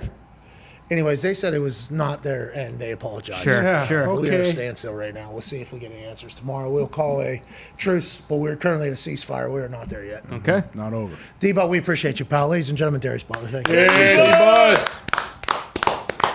I didn't want that to be how this week started. No, We of love course the not. NFL. Went and saw Tom Segura last night. Yeah. Chatted with Tom Segura for probably 45 minutes to an hour before the show. Yeah, hour and a half. Yeah, long time before the show in his green room at the Mirage here in Indianapolis before his show. Great chat about everything. Good guy. He is awesome. Yeah, great shoes. Great shoe game. Yeah, Yeah, yeah. great shoe game. He's been doing his tour since for 10 months or whatever. Got another year left of it. Yep. Just so much. Like during COVID, like, hey, I'm going to hit the road when I get done. Then he signed up for every show imaginable. Yes. By the way, Sunday show after doing 2 on Saturday, having 1 on Friday somewhere else, and Thursday two on Friday, and then 2 on Thursday, and everything. Crazy. Fucking killed it. Yeah. Sunday killed it. It's like this guy's stamina is unbelievable. So I asked him about, I'm like, how's the body? He's focusing on like trying to be a more healthy person so he can survive this, I think. And I told him like, I'm trying to do the same thing. He taught me something that no strength coach has ever taught me. He taught me something that no like body guru that I've ever chatted with taught me. He was like, hey, basically all of my problems revolved around me being exhausted. When your body's exhausted, hormones in your body tell your brain that you're not full yet, or you're to drink more or to eat more. So then literally you being tired, not only does it make you feel shitty, you're tired, you start eating more, you start doing more, so now everything starts getting worse and worse. So it all revolves around being tired, basically. And I was like, well, I'm always tired. I don't know, like that's just kind of how life is. I'm a terrible sleeper or whatever. He goes, oh, me too. I used to be a terrible sleeper. He said then he started framing in his mind as like, sleeping isn't just going to happen to me. Like it's not just going to be good sleep or bad sleep. Like, oh, it happened. He said he started actively like thinking about like getting good sleep and like focusing on it and making it a thing. 1 for 1. Last night slept like Here we a go. fucking baby. Here we go. Got into a deep sleep in there. I'm feeling a lot better. Tom Segura, fucking body guru, dude. This guy's a Unbelievable. sleep doctor. Unbelievable. How many hours did you get? Does that even matter? No, I don't think 7. I think I got 7. Did he start doing this before or after he chicken winged himself? So I think all this has come after. I think he's Yeah. tried to. By the way, his bit about that whole situation worth listening to. Unbelievable. He is must see. Honestly, full spit take from Connor. Yeah. Side stage, full spit take on the entire electrical shit side stage. Yeah, it was Spit bad. all their headphones, people putting it on their heads. no. iPads, everything like Whole that. table. It wasn't even like a save. No. like that. Sure. It was a full geyser Yeah. out of Connor's mouth on all this shit side stage. And one person on Tom's team saw it and just started crying. Like, we almost interrupted the entire show That with was how hard bad. we were laughing side stage. Fucking worth going to watch live. But yeah, but we were nervous that the mic was going to go out because the audio equipment was shot to shit. But also he like halfway through one of his jokes, he just spots a baby in the crowd, and that's just a whole nother thing. That An obviously 8-month-old. wasn't- First yeah. baby he's ever performed in front of. Yeah. Baby's name was Odesla, so that was obviously its entire thing. Brian was sitting next to the baby in the auditorium on the outside of it. We were side stage. It was awesome. Thank you for the hospitality, Tom, Thank you, and Tom. team. Dave, Chalkboard. the camera duties. Yeah. Scott, Yoked. Scott. Scott, I think. Yeah. Was it Chase in there? Personal trainer. Yeah. Whoa. Cool crew. Yeah. But they only got like, I think, 300, 400 more shows in the next year or so. Well, they also have to go to South America and Central America and Europe and then Asia. So they still have a little time left. You're doing it, though, Tom. We appreciate you bringing happiness to Indianapolis, pal. Thank you. All right, we're back in like 2 minutes with AJ Hawk. We're going to chat with him about his golf round. Ian Rappaport will join us in about 18 minutes. Sports books are changing for the Browns. Does that mean a decision is looming, or what's going on there? We shall ask him about that and more. See you in 2 Bite.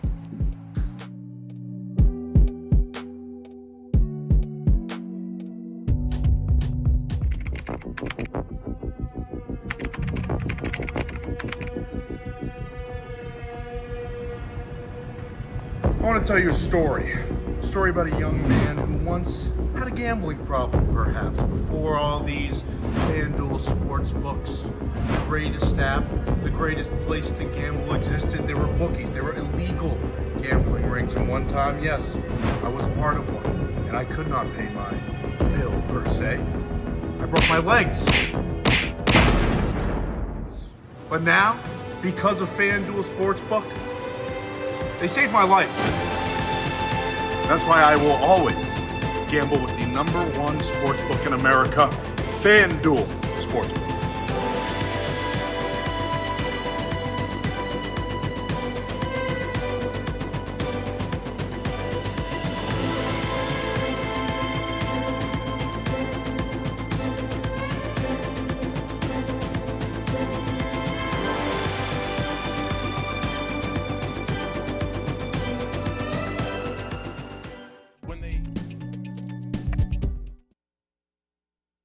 The Pat McAfee Show. There'll be no rules for our guests, for us, for the things we can talk about. Yes, Speaking his mind. I've never had a problem expressing my opinions or my thoughts or anything like that. While being relatable. I haven't had that manufactured fake-ass celebrity that a lot of people have whenever they go on those big networks. I've had a chance to really build my crew, build my following, build my audience. And ridiculous. What am I supposed to do? So I'm supposed to look at something that I can definitely afford and say, nah. Is that what I'm supposed to do?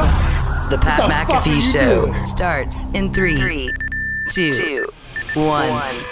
Hey, welcome back to that show, Hour 2 on this Monday. Movie Critic, June 13th, 2022.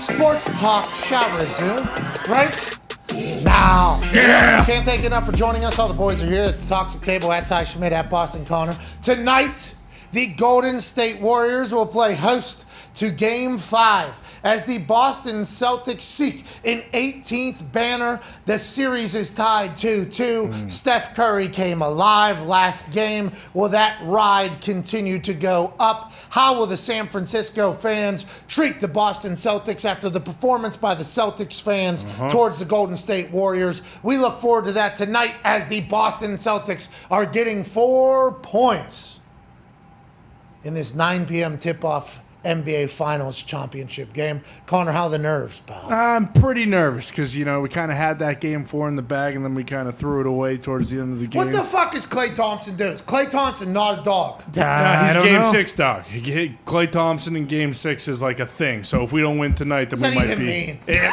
His Game 6s are legendary. His stats in Game 6 are absurd, and then against the Thunder, actually, he had 50 points. There was multiple points there at the end of the game where he could have got fouled and easily went over his total, but it just didn't happen. Yeah, it didn't happen. Tyson Thompson, Game 6. Is that what people are going to be rapping about? Probably, yeah. The Klay Game 6 or something like that. Game 6 Klay, you know what I say? Something like that. What does that even mean? This is how I play. I don't No, know. I'm talking about actual bars already that have existed. Oh, probably. About Michael I Jordan. thought you Game meant coming 6. up. Oh, okay. No. Were they going to say that about Thompson in future rap songs potentially? But what are his stats in Game 6s and how many has he been in? And what does that even mean for a Game 5 or Game 4? Yeah, I think it's the build-up because he honestly hasn't been. He's not even in the top 5 of the Finals MVP ladder right now. It's Steph pretty clear and away. Even if the Celtics win it all, I watched Steph body Marcus Smart, then turn, dribble behind his back, through his legs, around your big tall guy, Bob Williams, and then just an easy floater and then just run back. And I'm like, oh, this guy is playing basketball better than every human on earth. Yeah. He's unbelievable. Early in the game too, he hit a 3. I think to go, it was 20-18. But he hits the 3 and then basically runs the entire court, talking so much shit to everybody, the crowd, the Celtics bench. It was awesome. See, that's what we thought was going to happen with Klay Thompson after the answer. Instead, it's Steph Wardell Curry, son of Dell and Sonya Curry, who I believe the internet sleuths figured out this weekend are both dating people that have been married to each other in the past. What appeared to just be a bland white male with Sonya Curry ended up being the husband of Dell's new girlfriend. So I don't know who was doing the get back, the text, hey, did you see? Yeah. You know what that means? Yeah, I don't know who did that, but I do know the internet loved it, and Shout out to the Curry family being able to be the best on the court and off the court this NBA series. Seriously. We appreciate all your efforts. Classic wife swap. Classic. Was it Dell that said, "You see what you're"? Yeah, Think so. I In assume. my head, Yes. you know, Sonya does that thing. Bland White gets projected all over the internet, and people who are friends with Dell taking shots at Dell. Hey, you see This guy? And Dell's like, follow Instagram. Hey, did you? Are you getting the same text messages from your friends that I'm getting? Now, either one way or the other, however it went about going, they both seem to be happy. So, congrats. Love is always one. And how about that couple that was just hanging out, married to each other, get a divorce, and all of a sudden now they're at the fucking NBA Finals? Yeah. Hey, good for them. Yeah. Good luck. Both Welcome to winning. America. Welcome to America. I think they said he's a former Patriots tight end too, so getting to see the Celtics in the series while also having a rooting interest for the Warriors. Hey, good for that Yeah, guy. that guy. I thought he was just Bland White. Yeah, I didn't know he played for the Pats. Let's well, go. I mean, still could. Patriots. Yeah, Bland yeah. could be. Right. Yeah. I mean, Anyways, good for them. They're in the NBA Finals. Congrats to both how of them. about it? Tone Diggs. It's great to see you. great to Sorry, see you. Jurassic stunk. It's all Sorry, right. Jurassic stunk. It's not your fault. he's taking it tough. Easy. I sent him a text privately before sending the group a text because I wanted to get his feelings on it. Because if Tone would have liked the movie, I would have kept my opinions eased to off. myself. Sure. Just because, hey, Tone is the Jurassic cultist. But whenever And I said I was disappointed. Tone said he was disappointed, I'm like, all right. All right. Sam also in the cult. She did not like it. You're in the cult. You didn't like it. All right, I can fucking let it fly. do what then. I gotta do. This movie stunk. I'll take the, by the way, I will take the bullets for everybody that's thinking what I'm thinking while watching that movie. Don't spend your money on this one. No. There you We're go. we're in a recession, I think. Oh yeah. Close. Going into one, whatever the case is. That is not where you need to spend. You take your family to go see that movie, it's $120. Yeah. It's a 3-hour movie, so they're going to have to eat or drink something in there. They might die. Sure. So you're going to have to pay for the popcorn in there. It's just one of those things. I didn't want to be the guy. I didn't expect to be this guy. But now it's led to an entire segment of us reviewing movies, and this is probably going to be something we'll do for the time being. I do think not your type, but I do think if you have been a Jurassic Park person from the beginning, you should go see it just as a hat tip to the entire franchise. Yeah, because you're donating to the franchise. This is just like when you go to Pittsburgh, you go to the Rivers Casino, and you just give $100 to it. That's right. Say, thank you, Pittsburgh. Don't kill me this week. Appreciate Yes. Yeah, let's keep the sun out maybe for 20, 40 minutes this weekend while I'm here. Joining us now is a man who was out there golfing, missed work on Friday for a good cause. He was serving the Ohio State cult, I do believe. Of course. Okay. Ladies and gentlemen, former college football champion, Super Bowl champion, a guy who's just been there, done that with everything, including making 31 tackles in a high school football game twice while rushing for 100 yards twice in those games for the Centerville Elks. COVID survivor, private plane survivor, AJ Hawk. What's up, pal? You part of the Jurassic cult? That seems like something you'd watch. No, I been on here listening. It's sad to hear that I'm definitely not going to go see it. Now I know that you missed big chunks of the movie. You have no idea what happened, but it still is enough for me not to go. Bingo. Yeah, I did not see the beginning or the ends of the movie. That has to be a little saving grace asterisk on this entire thing. But I've seen enough. Okay. I've seen it. I mean, you got to remember if Well, you. what about the main dude? How was the acting was good? I assume. No, that was bundled in my conversation. you're right. Part of it. What about Goldblum? I heard Goldblum. Goldblum. Okay, so saving grace this morning, I walked in and I said, hey, who's that one guy, the comedic relief guy in there? Pittsburgh guy, of course. Dr. He Ian is Malcolm. a very unique, funny guy. I think. He was good in the movie. He was, every time he wandered onto the screen and showed up in these places that, of course. Out of nowhere. Okay, I don't know how, did we lose a scene or four? How do we get everybody to this particular place? Exactly. It appears to be a 4,000-acre compound. At least. And these people are just showing up at the same place. I must have missed something, I guess. But it is about dinosaurs, so creative liberties are taken, so that can't be it. That fucking guy shows up, home run. Yeah. Words coming out of his mouth, very good. Everybody else? Really? Okay. It took about. I don't want to say it. I'm not in the cult, but I think I've can only say really it. seen the first one. Let it fly. 6 altogether. 6 now. 3 and 3. Are you saying there's not going to be a seventh? There is. There definitely is. There'll be an 8th, a 9th, a 10th. Why? What about with the normal public that love the Jurassic Park cult, as you like to say? Do they agree? Is this good? No, Diggs thinks it's disappointing. My wife is a part of the Jurassic cult. She loves like the dinosaurs as if they're animals. She views them that way. And she was disappointed in it as well. I think everybody pretty big disappointment in the movie. It was probably cheap to make, though, right? Yeah, a few $100 million. That's my thing. If you get access to that with all those actors and everything, with the name and the potential, and you put that out, I think you should get called out every once in a while. Have to. I don't want to do it. Fuck. Some of these movies, they just had too much fucking time on their hands with COVID and stuff. Started adding things in. Yeah. Mm-hmm. Oh no, maybe we should add this in, and then it's a cut to something. What? How is this happening? Where are we? Did I miss something? What? How, am I? What? Is this the same movie? I was shocked. The dinosaurs were kind of trash too. I mean, like, there was a couple good-looking dinosaurs. Mm-hmm. There was a couple good-looking dinosaurs. But with like, I mean, that looks good there. Exactly. Did you get into Saurus? Yeah. Did you get Largest Giganosaurus? predator that's ever been fucking discovered. What's it called? Gigasaurus? Gigasaurus, I believe. Gigan, whatever it is. There were some cool-looking ones, but then one would pop up on the screen. And it was like, oh, I'm watching like E.T. again. Like, you know, like it felt like I was taking a trip back in time. The baby ones were bad. Bad.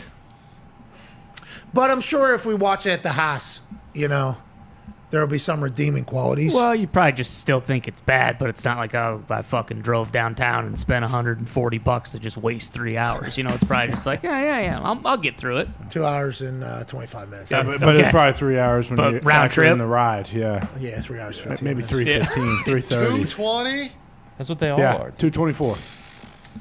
What? I'm sorry. What, I had to go Foxy? through that. Well, I didn't. I left. He's definitely. He was there for 40 minutes. No, I was there a lot longer than. Probably an hour and a half. I will say, Sam asked me if I wanted to leave about 45 minutes earlier than we actually ended up leaving. I said, no, let's keep watching.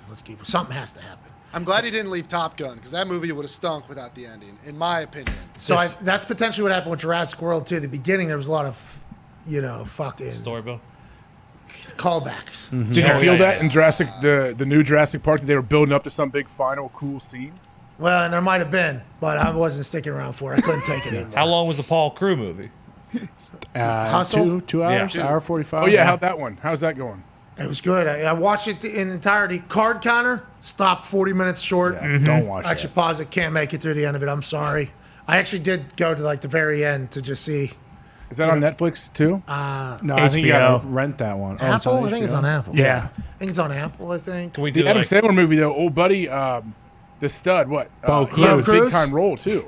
But Anthony Edwards? Yeah, he has Yeah. a big role, I thought. He's heel. Great heel. Plays a great heel in there.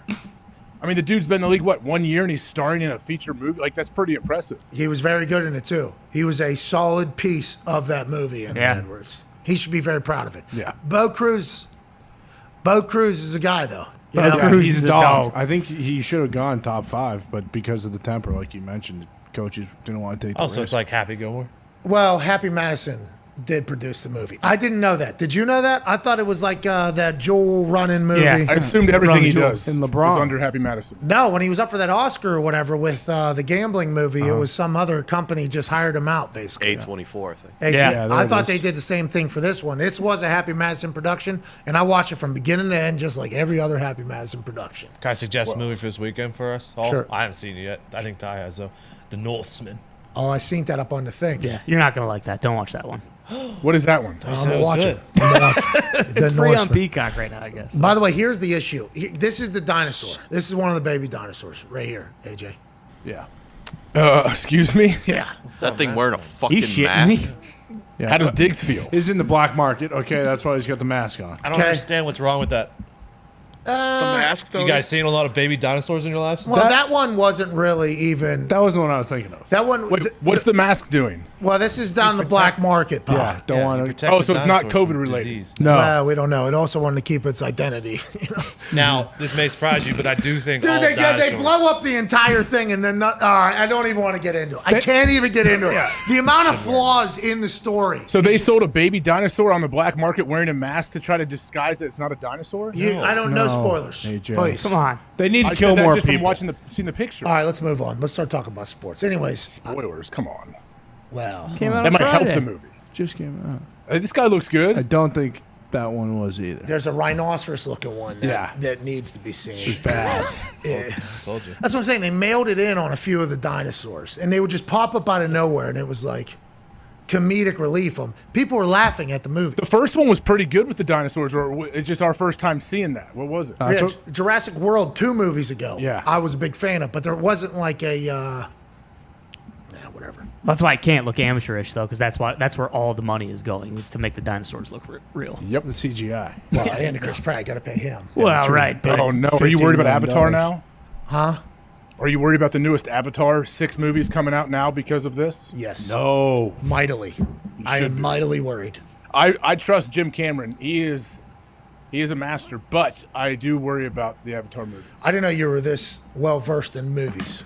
I'm not at all. And the Avatar movie, I like saw it in the theater once. I can't remember anything that happened. I will see the second one eventually whenever it does come out. I'm not diehard like you are, but I think it's a good movie. I have not seen Avatar in, 20 years? When's the last one? Yeah, 2008, 2009. 13, 14 years. I have not seen it, so I remember the story, though. I don't remember Come the on. story. What do you mean? The story's been used like 5 times. Yeah. That's why everybody attacks Avatar for us, because the story's been recycled, right? Yeah, Pocahontas. Oh, Dances with Wolves. Yeah, bingo. This is Pocahontas. Mhm. This is everything. Gully. So it was the first movie that I had seen with that storyline. Yeah, I've seen Dances with Wolves when I was like 5. I hadn't seen the rest of those movies you mentioned, though. Okay.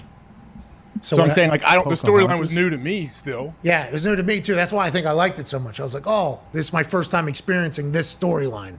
That's what a lot of people were saying to me on the internet as I was giving my take about Jurassic World. Oh, you're a guy that likes Avatar. Shut the fuck up. I'm like, whoa, whoa, whoa, whoa, whoa. Whoa, whoa, whoa, whoa. That's a little excessive. That is excessive. There's some Jurassic cultists Wait, out are there. you allowed to? You're not allowed to like both movies? What? No, I buried Jurassic.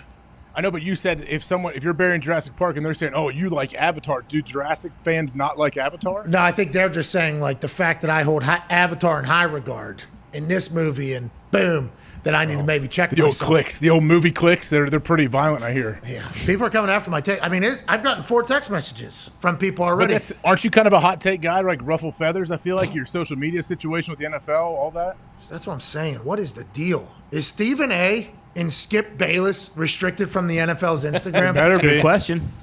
Now, they believe it, obviously, everything they say. So it's just a take to them. But to the rest of the world, it's a hot take. Is that happening, or what's the deal, dude? Are you being shadow banned from their comment? What are they doing to you? Yeah, they restrict you. They restrict you. So you can comment.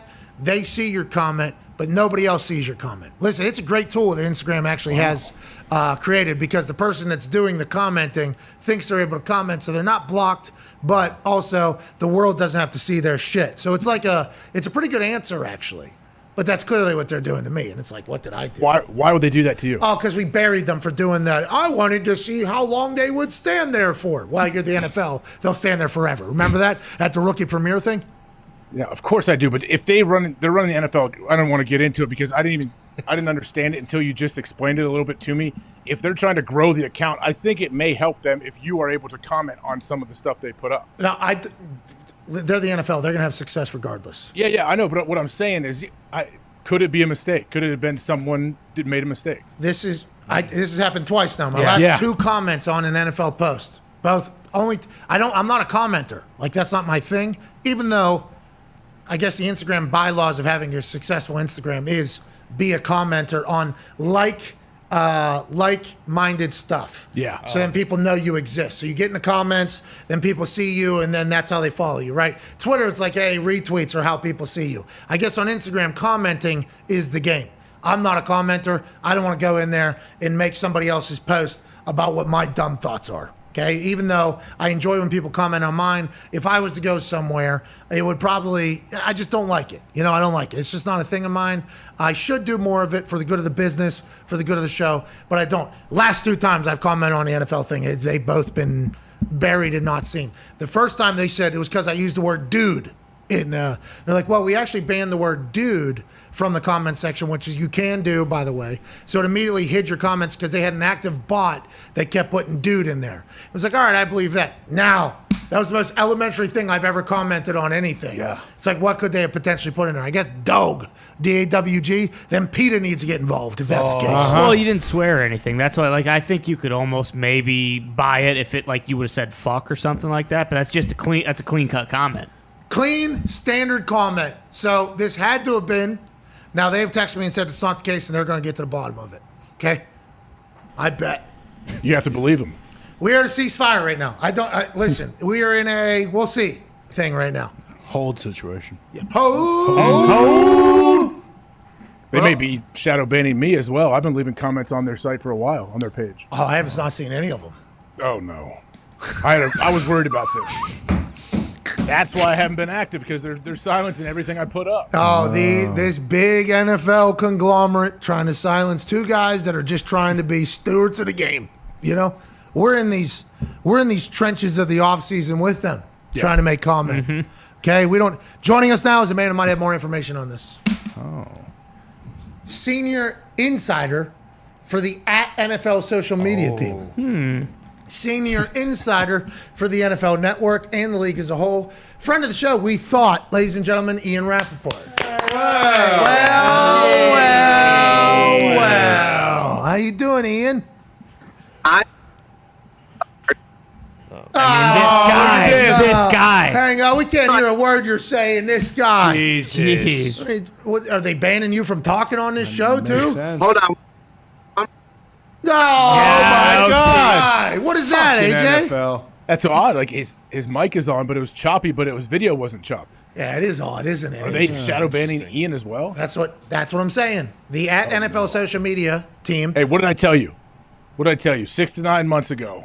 What did I tell you? Something's up. Things are happening. How good did that feel? I said 69 months ago. No, 6 to 9 months. I was trying to give you a frame because I always said that. You're like, how long has this been happening for? I would randomly tell you different things that I'm like, hey, something's up, man, with how my internet's been going out, car situations, And then he says he drops it. They don't want me to blah, blah, blah, like he's DJ Khaled, but not really. And I'm like, who's they and how long? 6 to 9 months gives me an actual frame, so I appreciate you kind of informing me on that whole thing. Ian Rappaport is back. Let's see if we can hear him. All right. Okay, Rapp. Oh, my God, he's been shadow banned. Right. This is absurd. Thank you, Ian. Appreciate you. Oh, no. Is he just like tapping the mute button on his side? Let's get to a break. This is unbelievable, dude. That NFL social media team with all their social media degrees and classes they've gone to, they're obviously doing something. They got completely under our skin and shut down our show. Sure. God damn it. Is that what they're teaching these social media classes, Voxy? If I had to guess, yeah. Somebody asked Herbie what he's learning in social classes. How to shut down everybody else. I think we empower the NFL. Yeah. Stewards. Why are we being attacked? Yeah. Huh, AJ? Why am I being attacked? Is it an attack, you think? It's an attack. Yeah. It's an attack. Cyber warfare, my friend. Somebody had to click on my profile at Pat McAfee. This fucking guy. Right, at Pat McAfee Show. Pops up. There you go. Edit options up on the top left corner 3, or top right corner 3 buttons. Scroll down. Restrict profile. Restrict comments, posts, blah, blah, blah. Yes. Are you sure? Yes. Positive. Fucking boom, boom, back out. Fuck that guy. See ya. Let's go get lunch. Son of a bitch. What if it was the AI? I got people around the NFL saying, hey, Pat, take these fucking guys into the deep end, pal. That's what they're saying. This social media team thinks they're more powerful than the game, thinks they're bigger than the sport. Take them into the fucking deep end, dude. Gonna learn. I was like, all right. You got Bill Belichick texting you, Pat, take him into the deep end. I see what they're doing. No, it might have been maybe a couple of those rookies that they had awkwardly staring at the camera as their first time in uniforms. You know, maybe they're like, fucking do it, Pat. Someone's got to stand up for him, and that's you. Exactly. I agree. Just like the Ravens, just like the Dolphins. Yes. That's right. In the name of Who content. knows next year? Like next year, they might try to, do the old dog poop, light on fire in the brown bag, and try to get rookies to stomp it out on camera. We actually got them to put out this fire we told them was going to burn down the NFL headquarters. These fucking losers. That's pretty much how they act. Funny. Yeah. All right, we'll be back in 4 minutes. Anyways, we are at a ceasefire. Let's remember that. For now. Ceasefire. When do we know to go one way or the other? You'll know. I think we'll know. We'll get a feeling. When we get the marching orders from the see the general. whites of our eyes. We will get a feeling in our loins. That'll bundle through our heart. Mm-hmm. And then we will say, that sounds like bullshit. You're lying to me. Mm-hmm. I would like an apology from whoever it was. Fire! Attack! Yeah.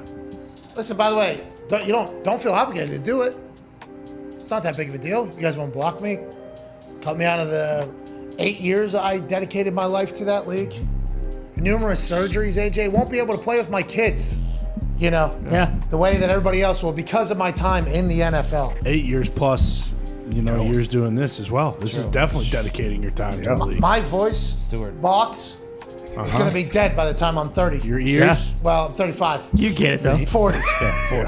Because of covering this league. That's right. I've sacrificed my body, my voice, and my soul. Your mind. And my mind. Your and my heart. time to this league. Sweat. And this is how this is what the NFL is, AJ? Wow. Hey, it's a cold business. You know that, Pat. No, it's some little fucking punk who's bad at social media, who has a social media degree, who ended up on third base, thought they hit a triple, and was born there. You're fucking running the NFL social media. It's going to do well regardless. Just because we call out when you fucking stink and nobody else does, doesn't mean you just get to ban us from the NFL. That's bullshit, Dad. Sacrificed a possible PGA Tour career as well. Unbelievable. Yeah. Who else is being banned by them? That's what. Shadow banned. How many ex-players that gave their bodies to the game are you guys just banning from the Instagram? Hope you're proud of you. We're at a ceasefire. Ceasefire. We're at a ceasefire. We're at a ceasefire until they figure it out. Guns are loaded. I'm probably going to need another surgery on my leg tomorrow. Yeah. You're not going to get a good answer from them. You know that. It won't be satisfactory. No, yeah, they'll give us the runaround. We don't know how it happened. Meta Someone actually, accidentally clicked on it. Yeah, Zuckerberg told us that he couldn't find out either. That's another thing. We're back and forth, Ian Rappaport, maybe, unless he's banned from the show. Yeah. We'll see you then. This show stinks, and we'll continue to prove that on the other side.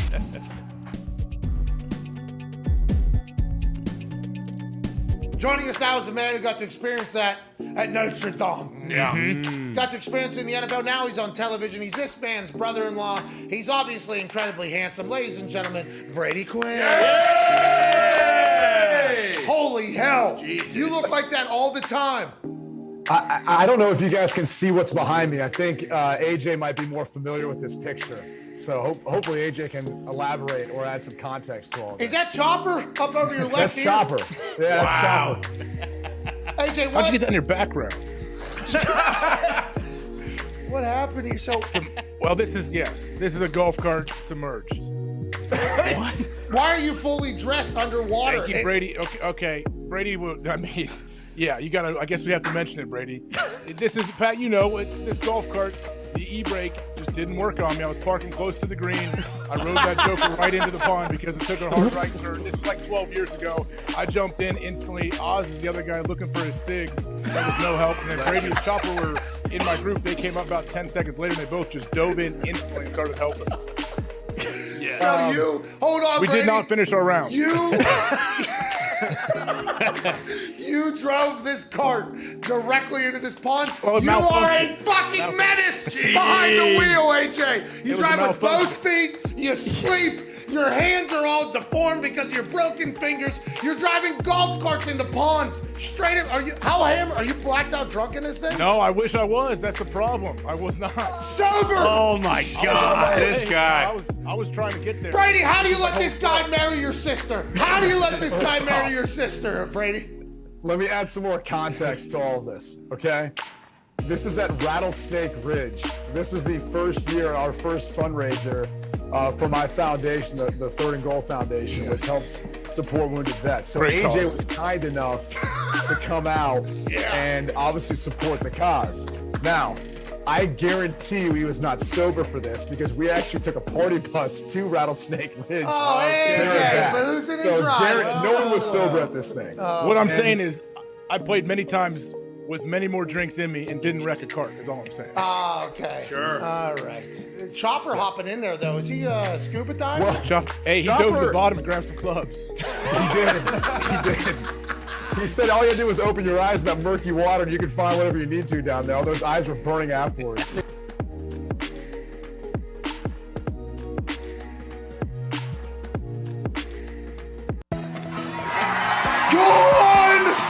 See ya! Micah Hyde softball game this past weekend with a portion of the proceeds going to the victims of the heinous, fucking terrible, despicable actions of one scumbag at a grocery store in Buffalo. Josh Allen went to the plate with ill intentions on his mind, and look what he does to this softball, AJ Hawk. Look how high the ball is. Yeah. Back to back!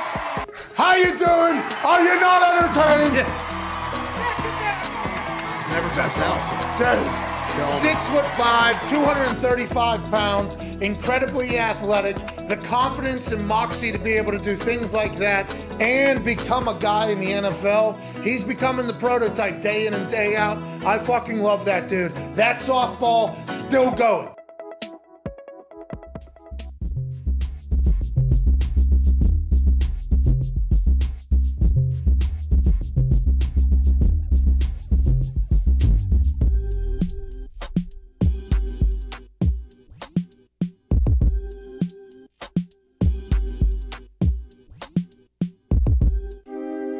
Today's show is presented by Cash App. Cash App is the only finance app you need. It's the easiest way to send money to your buddies, and you can buy pieces of Bitcoin or stocks with as little as $1. Wow. Keep an eye out for another Winner Wednesday this week and the winners of last week's giveaways and more updates from Cash App this month. If you aren't on Cash App yet, go use code McAfee for $15 as soon as you sign up.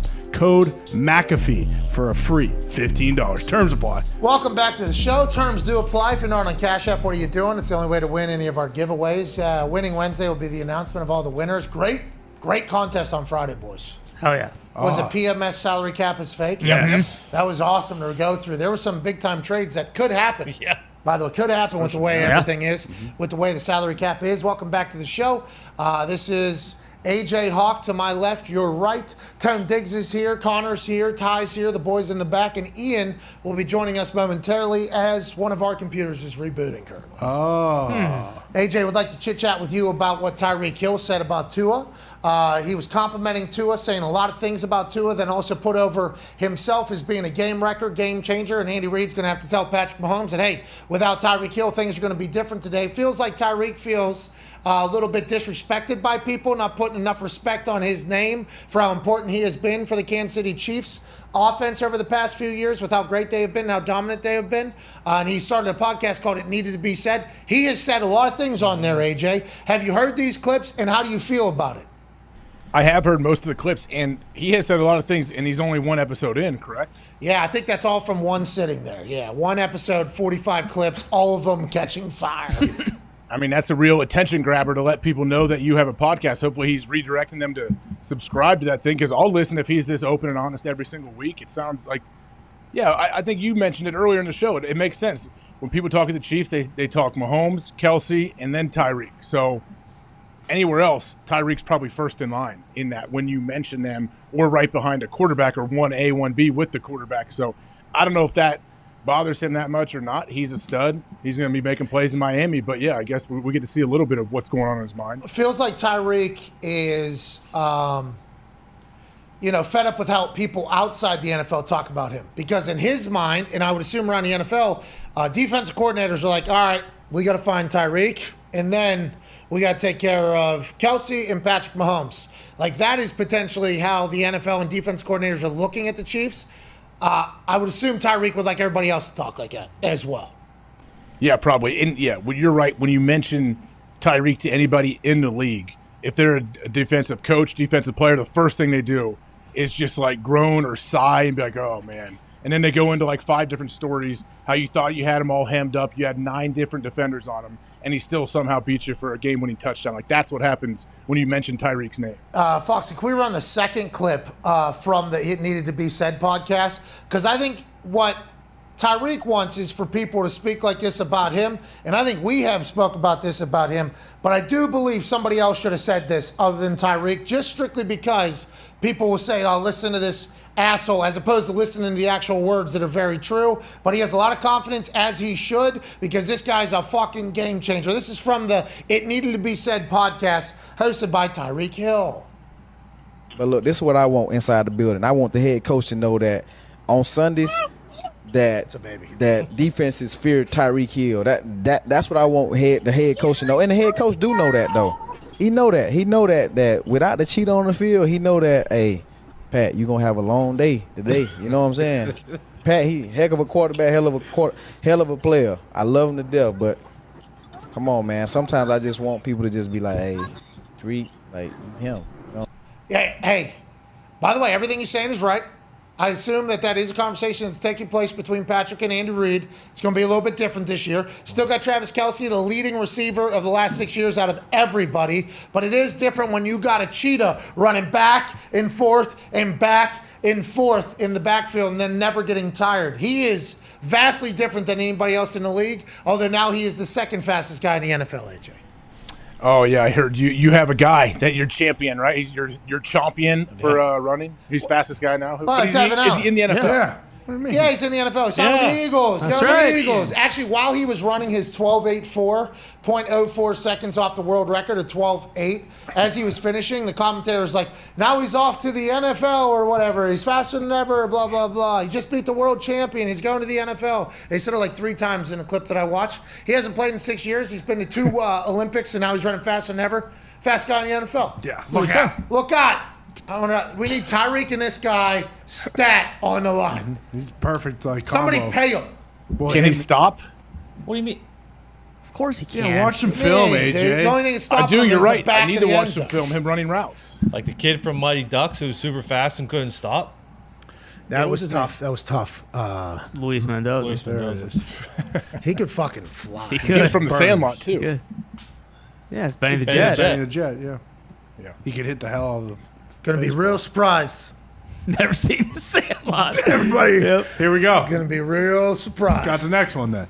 I think I've seen pieces of it. I get it, right? Yeah. The dog eats the ball thing. Right. Yep. Yeah, They I've do seen the enough. thing. Signed by Babe Ruth. They got to go get it back. Yeah. Yeah, one guy's super arrogant. He's gonna play for the Dodgers. That's right. Benny the Fat Jet. kid's funny. Yep. Yeah, he's Ham. awesome. Ham's hilarious. Yep. Yeah.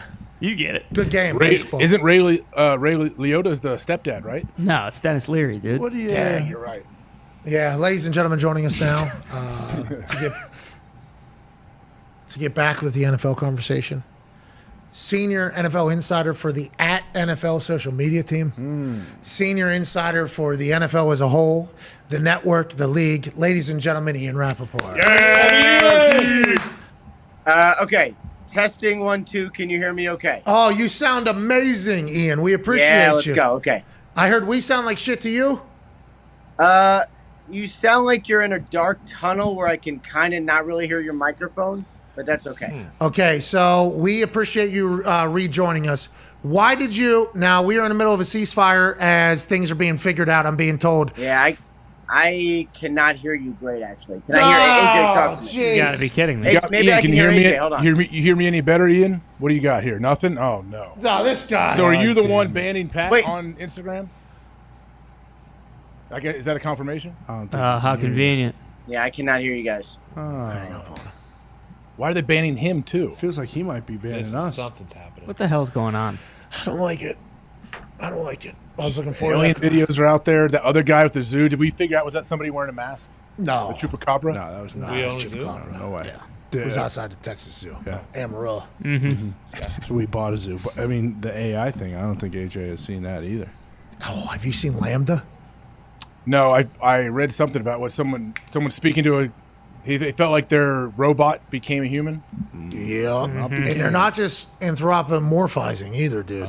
They are, you know what I mean? What? Can you define that? What was it? I believe it's when humans are tagging fake things with human characteristics. I believe. Like projecting, acting as if they have them. I think.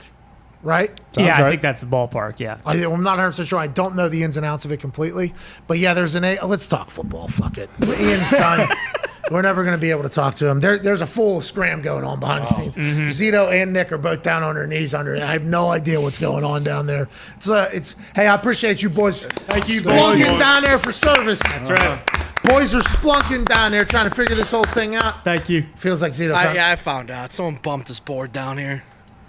Oh, really? It was super. Yeah, I feel bad for Ian. It was so loud. I put my headphones into it. I feel bad for the guy. First time ever. Are we going to call him? I call He him back couldn't in. hear us. Yeah. Well, Too loud or too quiet? Too quiet?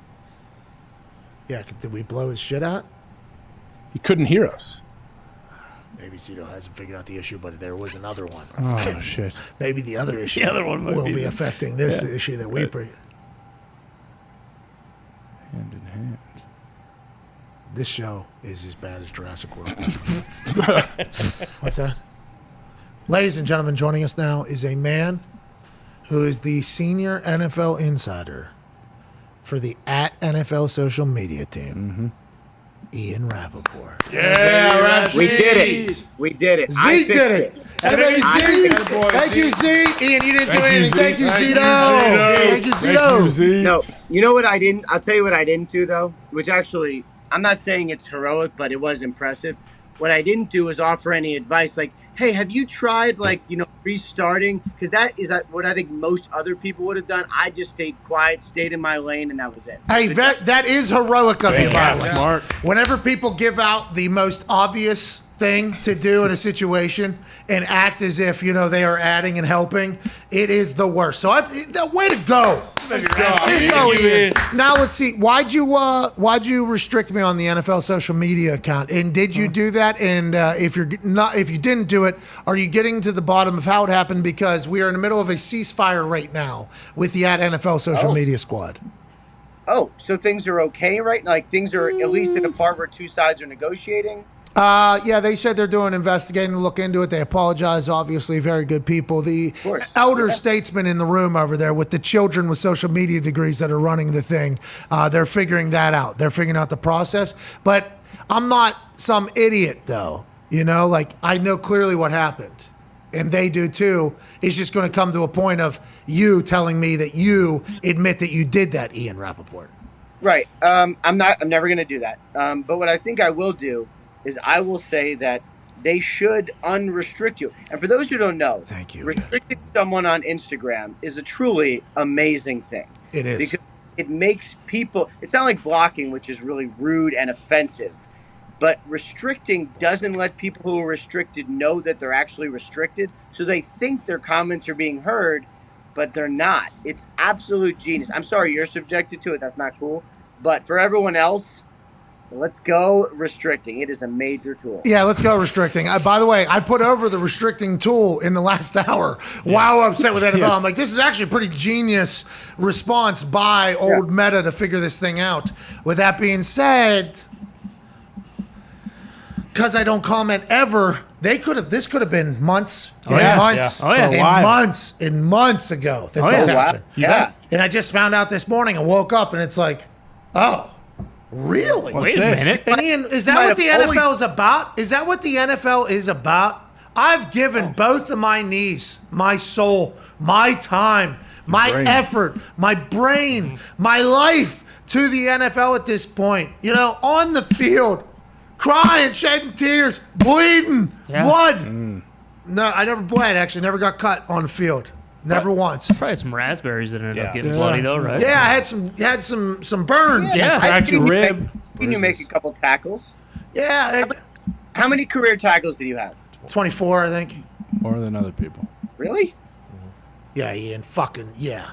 What was that? That was a fucking deal. Yeah, what was that? No, we had there was one year I led the Colts in special teams tackles. I think I had like 11 in one year, or 10 in one year, or something like that. That was the year we were 2-14. Could have been worse.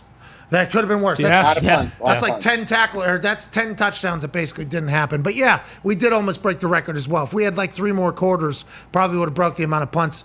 But the Bengals had us by a good bit at the time. Anyways, let's move on. Thank you for getting that cleared up with the NFL social media team. I assume you're putting a word in already. Yeah, I'm going to email some people who are then going to email other people. And when those people get it, hopefully they'll respond to the we're actually doing it, and then we should be good to go. All right, let's move on to some actual news. Terry McLaurin not going to the Commanders minicamp. This is a big deal. He's not happy, and when's he coming to the Indianapolis Colts back home? Yes, it is funny. Every time someone holds out or stays away, it's always like, oh, cool, he's getting traded. Most of the time, this is all ridiculous and no one's getting traded. The problem with this offseason is these trades have happened. Like, I think Terry McLaurin's getting traded. I know that teams would be interested. And I believe other teams have been interested, but rarely do you get to this point in the season and go, oh, okay, this guy who we're counting on is going to be one of our best players, who's going to be one of our future stars. Like, all right, cool, we're going to trade this guy and then get him for a draft pick that we're not going to use for another 10 months. Like, that rarely happens. So I don't think he's going anywhere, but it does show you kind of where negotiations are, because in actual football, like actual on-field matters, missing mandatory minicamp, like, okay, whatever. Like, you could miss 3 days with a sprained ankle. What it does is show a team like, I'm serious and I'm not happy. Like that's what DK Metcalf did, and that is what Terry McLaurin did, a very clear signal to the team doing the negotiating. Ian, what about their D coordinator? I know Jack Del Rio was fined, $100K by the team. How is that? Is that relationship okay between he and Ron Rivera and ownership? And how's the new stadium coming along? Like, what are we doing here? Well, the relationship it's been a long relationship between Del Rio and somewhat long relationship between Del Rio and Rivera. It obviously was not a good meeting, I'm sure, when Rivera informed him of his fine. I'm sure Del Rio, as principled or stubborn, depending on your view, as he is, I'm sure he was not thrilled, and I doubt he was happy about any of this. The reality is, when you work for an employer and you say something that your employer doesn't like, they have this opportunity to fine him, and they could have done worse. They really could have done worse. And the fact that some state representatives used it as a way to say, like, we're not building the stadium in Virginia because of these comments, like, I don't know how real that is, but they are definitely going to use it as if it's real. And that just looks bad. Like, it might not actually affect things, but it looks bad and all convoluted. Okay, so finding like Jack Del Rio's response, and all of Jack Del Rio's people are saying, are we going to fine for every political take that is done by an NFL player? Like, that's going to be the next question immediately by the people on the opposite side. Right. And this isn't from the NFL, though. This is from the Commanders, right? So the NFL kind of stayed out of this. This is from Ron Rivera, and it was very clear. Rivera has a very terse statement that he came out. So this is not like, oh, the NFL says, hey, you need to do, like, Ron Rivera fined him. And, you know, what a lot of people have responded, and, you know, I try not to read the comments, but every once in a while I'll wade in there with, you know, some big boots and whatever, so I don't get my feet down. Yeah, because you're soft. Yeah, I don't want to ruin my shoes. Anyway, socks, whatever. People say, okay, well, what about free speech? Yes, there is free speech, but if you exercise your right to free speech, there are consequences when you work for a private employer. You can't just say whatever you want. And, you know, I would not say that this was a political take. This is not like, oh, I believe one political issue over another. This is about what the facts are of a very highly charged, very serious incident. And I think Ron Rivera's stance was very serious as well. I think that's the main thing, though, is a lot of people are blaming the NFL and the Commanders for this. It was like, as soon as they get involved, then it's going to become a whole thing. It's not them. It was a person doing the fining, which kind of leads all the arguments void, I think. I don't know. I might not know the ins and outs of it, but that is certainly an interesting situation. Speaking of another one, the odds changed on the sports books for the Browns to win the AFC North. Mm-hmm. They were once plus 200. Now they're like plus 270, jumped 70 points or whatever. The whole thought that Deshaun Watson's penalty is coming, is it looming? Do the sports books know what's coming? Does anybody know what's coming? And that has to be imminent, right? We have to be very near that, or no? I mean, I would say, to answer your first question, you know, I do not believe that sportsbooks know what's coming. I believe they take a view of what's happening publicly, make a decision based on the best available information, and then the lines change because people bet differently. I mean, I don't think they know, like, okay, he's going to be suspended X games, whereas Roger Goodell did not, you know, however many games being. But I would say the idea is that the Browns would know before they start training camp. So it's June 13th now. Generally, there have been, before everyone kind of says goodbye for the summer in early July or late June, the NFL has had a series of fines or suspensions then. You know, that would be a perfect time to do it. Could also do it right before training camp. But, you know, I think the information that is out there now is what it is. So it's just processing it. The third-party arbitrator comes out with the ruling. Either side can appeal, and then Roger Goodell has the ultimate say. What do you think it's going to be, Ian? I can't make a real guess because I have the information that's public, but I don't have the information that's not. I don't know what he said in the depositions. I would say many of the people involved are believing, anticipating that it'll be, you know, some time off the field. Like, I would be surprised at this point if it's like, all right, just a fine. Oh, of course. Right. But I can't give, like, is it 4 or 6 or 8 or 10? Like, probably somewhere in there, but that's a unbelievable, drastic, distant difference based on the percentage of a season. So I really do not know, and I don't think Roger Goodell knows either. I think a suspension, I think we all thought, right? Yeah. I mean, Ian, what are you talking about? Right. You're like yesterday, somebody had breaking news on TV that Russell Wilson wants to build chemistry with the Denver Broncos. Oh, yeah. That's why he's at the Denver Broncos minicamp. He's looking to build up chemistry and build the team into a family. That was breaking news. Yeah, agreed. Thank you for that piece of information. Read straight from That's the what cell you phone. just did. You're like, wow, it's definitely going to be more than a fine. No shit, Ian. I mean, we all know that, right? But let's start with that, because I think there were, at the beginning of all this, before all this information came out so publicly, I think there were people who thought, like, maybe just a fine, but I think we're past that point now. Oh, okay, gotcha. So anyway, I mean, that's like the lowest, right? A fine would be the lowest. It's going to be more. All right, last question here from Ty. We can't thank you enough for joining us, Ian. Yeah, Rap Sheet. It was maybe late last week, Pete Carroll said that the deadline for something with DK Metcalf was approaching. Do you think with like their quarterback situation, like is there a chance that, I mean, he said he wants to be there. Is there a chance that something doesn't get done there and he winds up somewhere else? I think there's a chance something doesn't get done. I would be surprised at this point if he winds up somewhere else, but not impossible, because if you're let's say you're a contending team, let's say you're, I don't know, the Packers, you still have a need at receiver, right? Bingo. If DK Metcalf is somehow available, like he could help you this year, the Seahawks might not be motivated to make a trade, but the Packers or someone like the Packers might. So I'm not going to say I'm not going to say it's never going to happen. Like, could it be done yet? Seattle would like to. If it doesn't get done, the options are he plays it out, possible but not ideal, or a trade, which the only problem is here, guys, if Seattle does a trade, if they say, we'll take your draft picks, we'll do a big trade, that signals something very different from everything they've said, which is we're going to compete 100% of the time for championships. That's a different signal. He's coming to the Colts. Or the Packers. So we're going to have Terry McLaurin and DK Metcalf at the Indianapolis Unbelievable. Colts. Thank you for joining us. That's what I learned today. I didn't learn why the NFL social media team blocked me or restricted me, but I did learn that we got DK and Terry coming to Indy. So it's a good call, Ian. Thank you. Do you think that it was the NFL social media account messing with the audio at the beginning of this whole thing? Yeah. Yes. Yeah. That's what I thought too. Okay. So you're on the same page, and you know a lot more than we do. So Send a couple more emails. Yeah, well. I'm on it. Thank you. Ladies and gentlemen, Ian Rappaport. What is the deal with them? Yeah, I don't know. Something's up. What's that all about, AJ? You think? Interesting. You think his audio, something like they are... Yeah, maybe they're just going to try to make it like his audio bad so he doesn't come on the show anymore? Obviously not the audio, all right? That was potentially on our side, but the restriction there had to be a full decision. It's like muting you, right? Is it like they muted you from their account? Pretty much, yeah. Restrict seems much better than muting. It's a great play. It is a great play. Because honestly. if you mute on Twitter, other people can still see what they're saying on your shit. I've restricted many.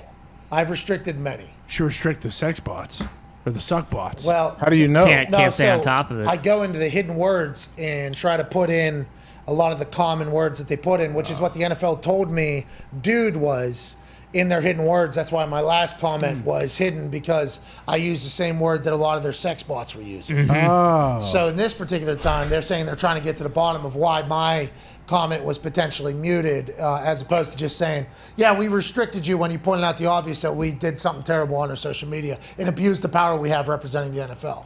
Well, that's all we need to hear. That's all we need to hear. The other thing, like you mentioned, could be that nothing really ever happened the first time. You know, like you saw your comment again, but then were you just restricted for the next 9 months as well? And now it's taken until this time for you to realize, like, oh, actually, I've been blackballed for ages now. It's the first time I've ever commented, in some time, and it was the perfect video for me to propel my comment exploits into. Yeah. Sure.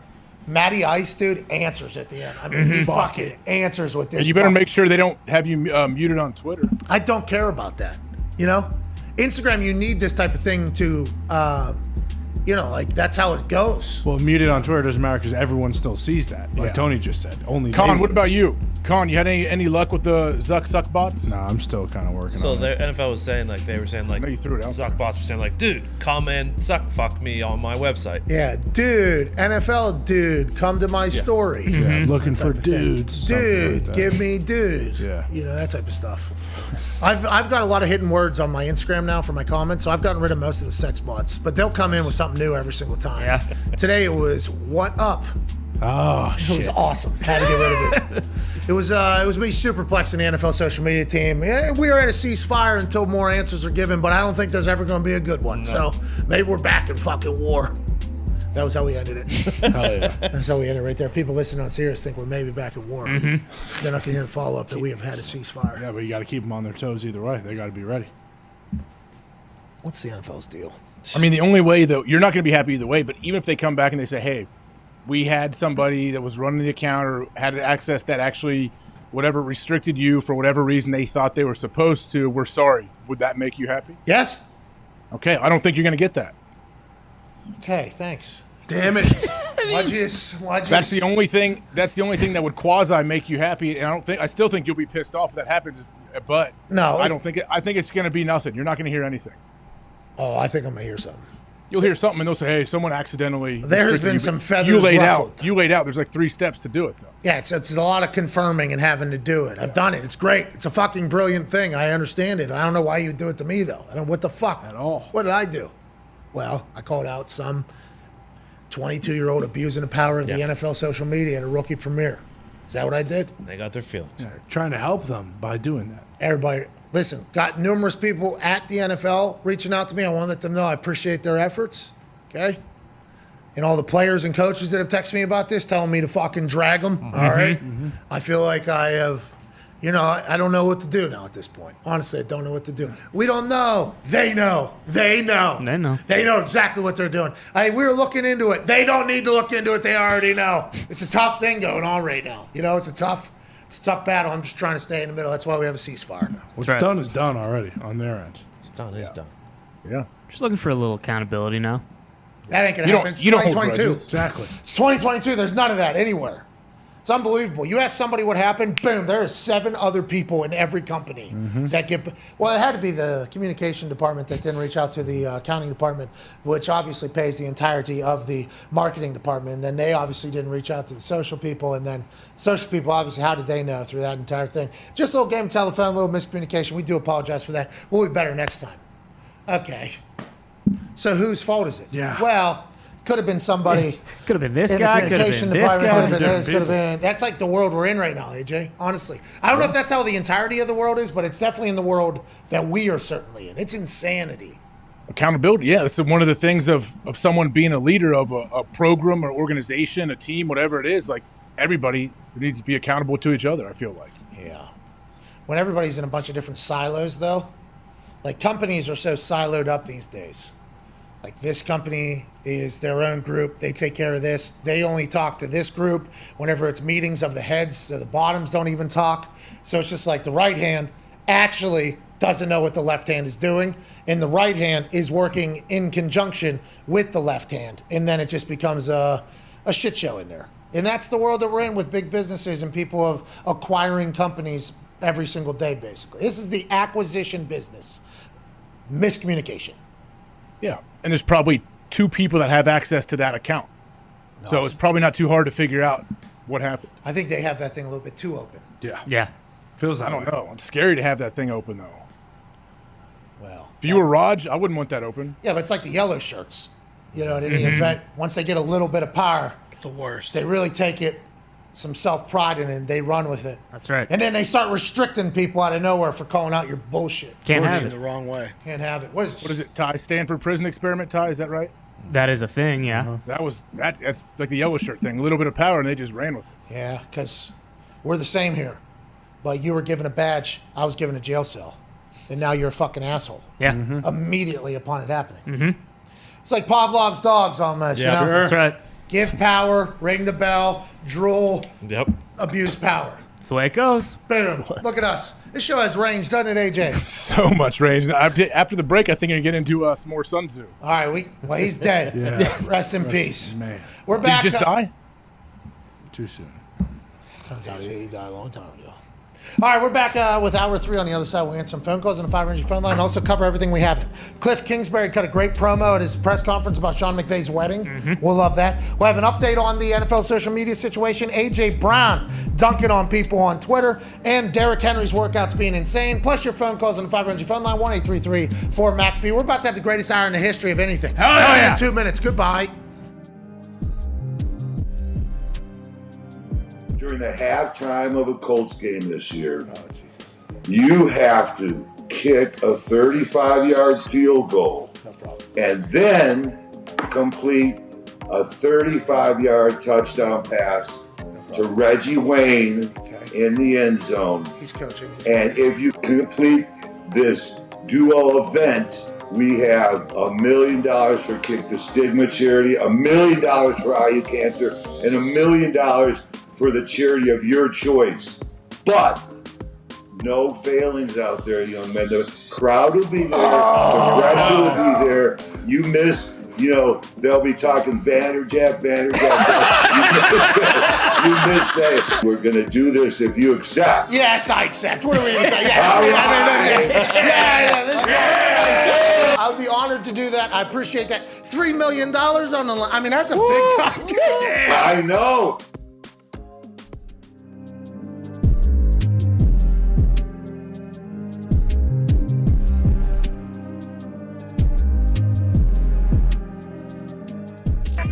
The Pat McAfee Show. There will be no rules for our guests, for us, for the things we can talk about. Speaking his mind. I've never had a problem expressing my opinions or my thoughts or anything like that. While being relatable. I haven't had that manufactured fake-ass celebrity that a lot of people have whenever they go on those big networks. I've had a chance to really build my crew, build my following, build my audience. And ridiculous. What am I supposed to do? So I'm supposed to look at something that I can definitely afford and say, nah. Is that what I'm supposed to do? The Pat McAfee Show starts in 3, 2, 1. Welcome back to that show, Hour 3 on this glorious Monday, June 13th, 2022. Shall begin right now. Yeah. Thank you for joining us. The Talks the Tables here at Ty Schmidt at Boss O'Connor. One half of the Hammer, Dahn. Cowboys, Hey, Tone Diggs is here. And joining us from Monadnock in Ohio, college football national champion, Super Bowl champion, Ryder Cup champion, COVID survivor, private plane survivor, a man who just decided to take another day off of work after missing Friday. AJ Hawk is not here all of a sudden. He had to run He had to down. run downstairs, take a piss. They're in the middle of construction. Probably had to weave through some cones and traffic barrels to get to the other side of his casa that is 45,000 square feet to piss in the other bathroom that is probably nowhere near finished. No. He just called us back and it's not working. Rolling blackouts. What is going on? All across the valley. It's affecting the reporting of the numbers, not the actual numbers numbers. themselves. Right. Shout out to Entourage. Joining us now, a man who is. Are you all right? Yeah, like a little hiccup. Yeah. Sound like all right. Ladies and gentlemen, AJ Hawk. Hey. Is this heat-induced rolling blackouts? What's going on? What happened? No, it's doing the thing where Zeke calls me and it's on my phone, but it doesn't ring to my computer. All right. Today's show stinks. You hear me? Today's show has really been something special. Ian, it took us 35 minutes to get connected to him. And then when we got connected to him, he said, it will not be a fine for Deshaun Watson. No shit, Ian. Breaking news. What was that? Jeremy? Who did it yesterday? Jeremy Fowler, yeah. Jeremy Fowler did that on Sports Center yesterday. Yeah, which is weird because he's normally like a lot of energy, like a lot of electric stuff comes from Jeremy Fowler. Okay. Wait, what did Jeremy Fowler say? Tony. I like Jeremy Fowler. Yeah. So I did not know. Where did that come from? Hey, did you hear that? Yeah, what happened, Diggs? First off, Diggs, can you please tell me what he said and what your issue is with Jeremy Fowler? I have the. I don't think we should run the video now. I was watching Sports Center yesterday. Okay. The only reason why I saw this is because Diggs did send it into the group. He sent this into the group as breaking news, and it was presented as such on Sports Center. Jeremy Fowler said that his source. And yeah, he was all fucking pumped up, and they asked him about Russell Wilson. He goes, I actually just reached out to somebody from Russell Wilson's camp. And then he looked at his phone.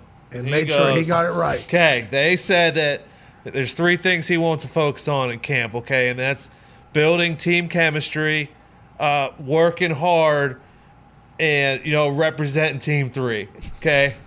It's not that bad, but close. Yeah, it was presented as breaking news, which is our problem with JWD. It was presented as a blockbuster, a couple $100 million, and then you go in there and it's like a dud there.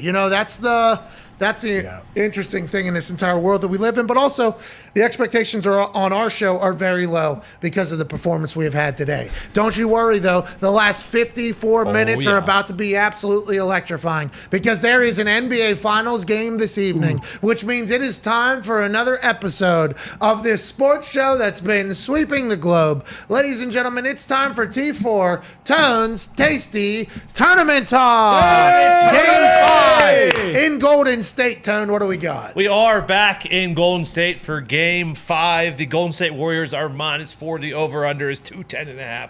I talked about it last week where the Celtics were, I think, -180 to win the series. That has now completely flipped. The Warriors are now -150 to win the series with Steph as the favorite to win MVP. Steph has been far, by and away, the best player in the series so far. He's really actually... The people are talking about comparing him to LeBron carrying some of those teams where he didn't have. Oh, they got a bad squad over there in Golden State. Some games it has been like that. What? Clay didn't even score 19.5 points on Friday. Yeah, he stinks. That guy used to be a splash brother. Now he's just crashing all over the place. Yeah, absolutely. I mean, I think he had probably either scored or assisted on more than half the points they had in that. Wasn't Clay a dog? I thought Clay was a dog. I love Clay Thompson, and then he's bitching about the fans. Real classy, and then he's doing what he did. What do we do? Who's this Clay Thompson? He was off for 600 days, 900 days, something like that. Still shoot, can't you? Yeah. Sit down. Yeah. He's been playing all season. Fuck it. Since December. And he has perfect form. Yes. Yeah. So why is the ball not going in? Well, they had to sit Draymond too. Draymond wasn't playing well. They sat I saw his mom came out and said, it's a clone. I don't know that kid. He's 6 of 26 on the series. Yeah, like 2 points or something. More fouls. Did his mom really say that? Yeah. Yes. Yep. She tweeted, everybody asking me, stop fucking asking me. I don't know what's wrong with him. Maybe this is a clone. He had to address it on his podcast, which a lot of people are saying is maybe the issue, the podcast, which I think is quite a narrative because I assume Draymond has been doing a lot in the community for others whilst playing basketball at a high level. Now that he's doing a show for himself, everybody wants to attack him. I don't think that's right, but that is an easy thing to say whenever you decide to dabble in the social media world. If you don't play your best, people are going to immediately say the distraction is whatever's benefiting you as opposed to what you were doing in public in the past. But Draymond has stunk. Clay has stunk. And now Steph is all by himself, just carrying his team to the finals against a super team like the Boston Celtics, who play the best defense out of anybody, have been together for years and years and years now. And Steph's out there just carrying. I did not know that was the case. I didn't know these rumors were happening, but it makes a lot of sense now. The Celtics are not super teams because those are formed. Every player on the Celtics was drafted by the Celtics, okay? But how many years you been together? Jaylen Brown was 2017, I believe. The starting 5, yeah. Like 5 years they've been together, right? Yeah, 4 or 5 years? I guess Horford had 3 years with the Celtics, 3 or 4 years, and then he actually got traded down there. But then Brad Stevens, when he moved to the president of basketball operations, his first move was to bring Al Horford back. But yeah, Time Lord, Bobby Williams, he's a young guy, but yeah, they've been together. The core has been together for 5 years now. Celtics are getting 4 points tonight at 9 p.m. tip-off. That's going to affect my sleep. Yeah, I don't know why they do That's that. late. Well, because West Coast. Yeah. Earlier That's out there. 6 p.m. Well, I mean, people can at least go to work and go to the game. Yeah. Screw them. They just skip work. Get out of work early. Yeah, do like that thing where the Warriors put out on social media, hey, the Warriors fans are excused for work, and then they turn that in their boss, and their boss like, oh, well, I got to let you go. Oh, that makes sense. Yeah, it's easy. Wait, Warriors are 4-point dogs at home? Favorites. No, Favorites. Then why does it say +4 on the graphic? I don't think it does. Does No, it? this one does. I was going to say, if they're 4-point dogs at home. This So, one. Is that right? so fun fact. Rolling blackout. No. No, it says +4 Celtics. Oh, my that's bad. the I'm new seeing. one. That's the other I'm thinking one. Clay's on the left. Oh. The other one was I mean- attorney graphic. The T4 graphic. Correct. had it the opposite way. Fun fact: when the Celtics are at home, they are -4. It's just been rotating back and forth Because nobody can guess it. No, and that crazy stat too. Like if you win, you cover every single game. 72-0 or something like that. When it's less than 6 points or something. It was 42-2-2 at the start of the finals. No, I saw some other thing. It's like, I know, I did too. Yeah, I don't remember what it was. I saw that graph too. It might have been less than 5.5 or 6.5. Yes, it is. Something like that. Correct. Whenever it's less than 5.5 or 6.5, the winner outright is also 72-0 or something like that against the spread in NBA. I don't want to. Steph has been by far the best player, but there are like Wiggins had a really good game on Friday. Clay had a really good game before that. It hasn't been consistently like a second guy, and the Celtics have been inconsistently consistent as well. But they are what after a loss now? 7-0 straight up. They're averaging. I think their margin of victory is like 14 points in the playoffs. And it's because they're a bunch of dogs. That's why. Yeah, and that's the other thing about Clay. Like a lot of the times, obviously they're running around shooting threes, but the Celtics switch on everything. So like Steph is doing like the behind the backs kind of dicing everybody, whereas Clay doesn't do that as much. I'd say he's more of like the catch and shoot baller, and that's why Steph has had a lot of success and Clay not as much. I did not know that this many people think Steph stinks. Because it feels like every tweet that I seen was, I'm tired of y'all not putting respect on Steph Curry's name. Do people not, AJ? Is this something that happens? I thought we all love Steph Curry, changed basketball forever.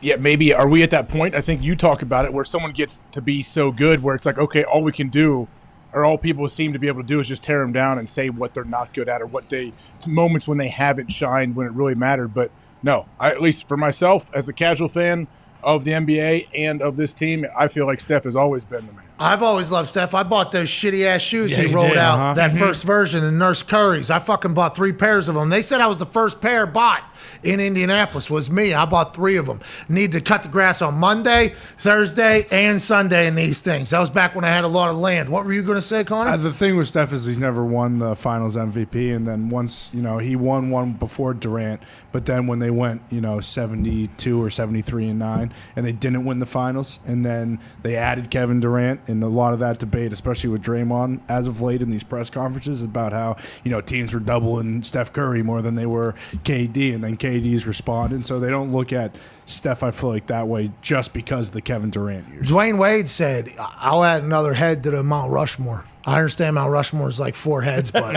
I'll fucking get a chisel out if we have to get Steph in there in that entire He needs to learn about Pantheon. Well, Pantheon is the top 12 or so, right? Right. Yeah. But I also think Steph's not as much of a media darling as he used to be, because, I used to not be able to stand him. And then, he starts talking shit, and you actually see, how fiery he is. I think it's kind of switched in that sense where, it used to be almost just universally everyone loved him. He was so good off the court, too. The press conferences with his kids going up there, everyone loved him. And now he's kind of got a little bit more of an edge. And I think, Does Skip?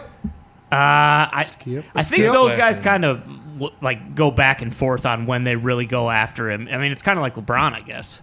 Not to that extent, but I don't think they're in love with him like they are a lot of other guys. To the point, I think I always say I'm casual. Nobody cares about this conversation we're having, but it's the only fucking sport on today. Mm-hmm. So, what do you want from us? Sorry. Yeah. We've been talking about the NFL social media team for 2 hours. Okay, so I do apologize for it. But anytime I talked about the best player in the world, I'm like, all right, that's LeBron. Mm-hmm. And then Kevin Durant's like, all right, Kevin Durant is... The size thing, too, I feel like. People have a hard time putting Steph in that category because he doesn't look so as imposing as those other guys. I wonder if it is like a Tyreek Hill situation. When everybody talks about the Chiefs, they go Patrick Mahomes, Travis Kelce, Tyreek Hill. I wonder if since the convo, because he has been injured, right, a little bit, Steph, always goes LeBron, KD, and then... Mm-hmm. Random 3, Steph and his people, maybe Steph backers and supporters are like, hey, this conversation needs to stop happening in the way that it happens. Maybe that's what everybody's talking about. I don't know. Well, and even before, or not before, but it feels like Giannis has entered the best player in the NBA as of Joker, right? Back-to-back MVP. Luka. Of these recent years, it never really was Steph. He didn't really have a time where he was considered the best player in the league because of LeBron and KD. And now Giannis has come around, Joker has come around, and he just never had the number one name, I feel like, even though obviously he changed basketball completely changed the game as a for the better. I wish I would have played. I wish I would have came up now. I've talked to high school basketball coaches around here. I'm like, man, I wish I grew up playing basketball now. We were not allowed to shoot threes barely when I played. Yeah. I mean, the coach at our high school basketball team, I don't think I would have been spending my winters like that because he was, Bob Knight reincarnated. He ran those boys. Yeah. Hey, dude. That's tough. He got victories. He was a cool guy. I liked him. I liked him as a person, but I was not going to go in. I'm not signing up for my fourth sport here to be this sport where this is happening. Like, no way. So we were big fans, but it is something where I think the game opened up for a lot of people whenever they saw Steph start draining threes. It's like, maybe basketball could be my sport. Maybe I could kind of dial into it because you watch one NBA game or go to any of these AAU or this college that are successful, going to make a living off this. Everybody was 6'6" and above. That's just how you're born to be in the NBA. You're going to know early. You hear a lot of people say, like Kenny even said, my mom 5'2", my dad 5'8" or whatever. He said, I knew I wasn't going to make it. It's like now everybody feels like they have a shooter's chance. Like, hey, if I lock in and become unmissable, basically, which is a set and repeat muscle memory type game, there's a lot more people, which is only good for the sport and for the league of the NBA as a whole. Yeah, it feels like Trae Young is the easiest comparison because it's like he obviously pulls from the logo and all that shit, and he kind of grew up while Steph Curry was, kind of originating that type of basketball. Yeah, I love watching it. It is electrifying. Tonight will be awesome. Hopefully Steph goes for like 60. Well, I don't know. Maybe, hopefully Tatum goes for like 60 instead. Well, I forgot that I hated that Golden State team. Yeah. Oh, yeah. Why? Yeah, but you still like Steph. I like Steph, though. Yeah. Steph Why do you hate never the got team? caught. The swearing in front of our kids. Shut up. I had to take off From my one shirt. post-game presser. Yeah, shut up, dude. I get it. Not a great look. I get it, but I still think they're going to win it all. Fuck. That's fun to watch, man. I agree. But Steph didn't get caught up in any of that. And then the game after all the shit was talked, he was making shots, talking shit to the fans. It's like, that's the type of guy. I like that guy. That's what's got to hurt Khan and the rest of Boston, right? Like, he went in there and Your just house. took their soul. Yeah. Into your house. But, I mean, look, I have There's a lot of build up to that one, too. I don't know if it was more so. Obviously, like, it is unbelievable watching Steph Curry play basketball. What hurt more is the fact, like, I think they scored 7 points in the last 7 minutes of the game. Like, had the game in their hands, and they just completely blew it. Clay couldn't score more than 19. No. Hey, game 6, though. Look for game 6. We have some breaking news. A la Jeremy Fowler on SportsCenter yesterday. This is earth-shattering news that we should have known long ago.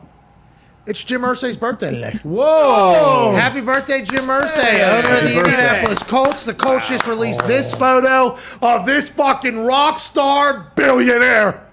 A collector of things. The Jim Irsay collection spans guitars, drums from your favorite musicians, stories and scripture and Buddhist things and boxing gloves and millions and millions of dollars of a traveling museum that he goes around with as a band. But he's also owner of the Indianapolis Colts and has been since his mid-30s, I believe.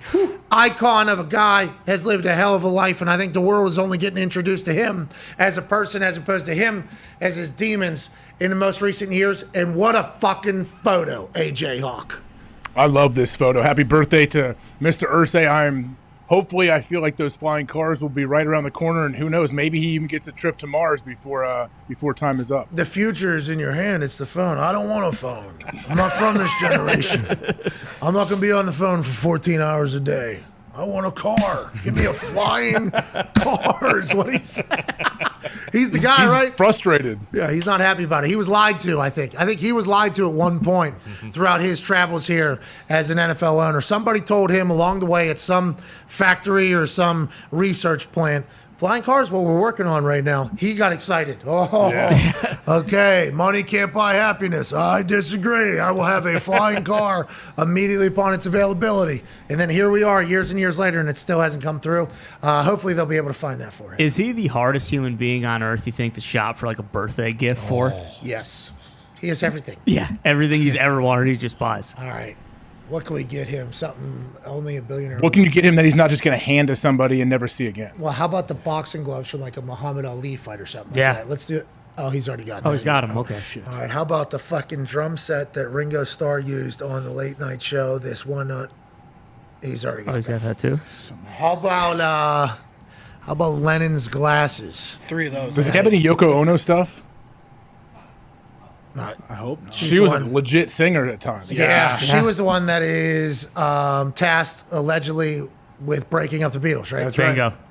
Thank you, AJ. Okay, we were having. I'm saying Bill Burr has a great bit when she actually sang with Chuck Berry and John Lennon, and Yoko sang. It's a great bit. A whole video of Bill Burr has. You can check it out on your own. Listen, Bill Burr, worth watching. Tom Segura, his show, must see. I mean, he's got like 400 more shows in the next year that he has to do, and I'm sure he's going to survive it well. He was awesome last night in Indy, AJ. Fucking awesome. I saw that you went there. Yeah, I saw him maybe 4 years ago when he came to Columbus. I wasn't able to see him when he came to Columbus this time. Yeah, of course. I'm sure he killed it. He did. It was the end of he was in Baltimore, then he was in I forget some other city. He go to New York last week? Baltimore, New York. It was Wednesday, Thursday, Friday, Saturday. This was Sunday show. So I mean, he is doing it. It's so called, isn't it? His tour's "I'm Coming Everywhere," right? Yes, I'm Coming Everywhere tour, and it's spelled with OM. Okay, so everybody is listening. Calm down. But this was the Sunday show. One show, 7 o'clock. Could have mailed it in. Crushed. Absolutely crushed. Proud of him. Almost. Yeah, I don't know big him that theater, well. right? Yeah, pretty big theater. Yeah. That's awesome. I know him. He does. I think Tom's doing some arenas at times too. So I mean, the guy is. His wife too, Christina P, just has a Netflix special that just came out. Like she's already big, but I think both of them are. Their arrows are pointing up. He sold that theater He sold out that theater 3 times this weekend in Indy. So he could have done the arena, I assume. But the arena, I believe, is getting worked on because last time everybody was in there, they said, "Oh, this is the most inconvenient venue anybody's ever gone to in the history." They're going to change it though for you. Yeah. No, it looks good. I'll still never go. They're bringing banners in the Indiana. No. The Pacers fucking blow at basketball, but the arena should be kind of better. Jeez. I do. Well, the good news is old buddy likes to coach in a certain fashion that's Jim old Carrey. school. Yeah, Jim Carrey's old school coach. Let's go to the phones, AJ. Shall we? Let's go to Robert in Jersey. What's going on, Robert in Jersey on the 5 Energy phone line? What do you want to talk about, pal? Happy Monday, boys. How we doing? Hey, happy Monday, Bob. Here we go. What do you want to talk about, brother? Hey, I just want to talk about all these movies y'all talking about. You guys must watch Shorzy on Hulu. This guy is electric on skates, and Pat, if you played hockey, this would be you. I love that. It's from Letterkenny Boys, I believe. Yeah. Yep. It's on Hulu. I think Rear Ads is in this as well, right? He is, yeah. Good role? Ads? Yeah. It's quick. It's a couple seconds, but he I nailed thought it. he was like They a just character. like cameo. Okay, is the whole season out, or is it just a couple episodes? It might all be out by now. They were doing it. Let's go. I've heard it. I've seen it pop up a couple times on Hulu. It's just staring at me. I'm like, maybe someday. Did you watch If you it? like Letterkenny, you're going to like Shorzy. I like Letterkenny clips. Yeah. What is Letterkenny? Canadian, you would love it. Oh my God. Letterkenny is something you would love, actually. Can you spell it for me? What are you saying? Letter Kenny. Oh, Kenny, the name. Yeah. So this is a person? It's like a group. Yeah, I guess it's a town. Okay. It ain't that hard. Bro, simple, quick. Yeah. Million jokes a minute. They are flying. You would love it. Dry, very dry. I'll check it out. I'll have to check them out then. Letterkenny created Shorzy, right? Yeah. The clips from Shorzy that's have gone on Instagram and Twitter have been pretty funny. Let's go to the phones. Let's go to Rick in New York. What's going on, Rick? Hey, what's up, Pat? How you doing? Hey, not too bad. How are you, Ricky? I'm good. I got a question. First and foremost, AJ, you are literally one of my favorite linebackers of all time. Here we go. Let's go. Thank you, sir. Appreciate it. Amazing tandem. Thanks for your service. With that being said, I do have a question for you, Pat. Did you ever get that image from Brady Quinn yet? Yeah, I think. Do we have that up yet? Yeah, it's up. Yeah, we have What are you selling? Yeah, we have it up. Yep. Is it for sale in the shop? Because my wife and I both want that shirt. Yes, I believe it. It is for sale at store.patmcafeeshow.com. All money made off of that shirt will go directly to the Third Dahn Foundation. Let's go. All right. Perfect. Link is currently Thank in the you. chat at youtube.com/The Pat McAfee Show. Thank you for that plug, Rick. I probably should have done that. I already bought 5 of those things. My wife wanted to have a couple for the kids. Did you really? Yeah. You're a good guy. Donating to the Third Dahn Foundation. How about that? What? We wanted the shirts. We're not worried about that. I can write a check right to Brady's Foundation if I want. You're such a fucking good guy, Great AJ. guy. Wow. I mean, I want the shirts. You guys try to act like I was embarrassed or something about the picture. I was like, I have coffee mugs with that picture on it from 10 years ago. I don't know how we worried. missed that Oh, for you're so so cool, long. dude. He is very cool. He has pictures of himself Thank on you very coffee much. mugs. Custom Appreciate mugs. it. Holy Do you shit. drink out of those coffee mugs? Do you put your mud in your mug? Sometimes. Is that what everybody calls coffee, by the way? Mud? No, I never heard that till I think Bruce actually said it. It's a big thing around here. Everybody's a bunch of coffee aficionados all of a sudden around this office. Who's mud? Who's mud's in here? It's like an office thing. Yeah. Does that mean it's bad coffee? No, it's just a name for it. There was some thick mud, I do believe, came out. It was not great coffee. Are you a big coffee guy, AJ? Yeah, I like coffee. I can drink a ton of black coffee. I told you that. All day, I get no, it. not all Might have day, forgot. but I can. Just sorry for the conversation. Told you that one time. What do you mean? I know Jesus. you told me that. I'm sorry. I forgot that. I do not remember your coffee drinking habits. But is that a daily thing for you? It doesn't have to be, but yeah, usually.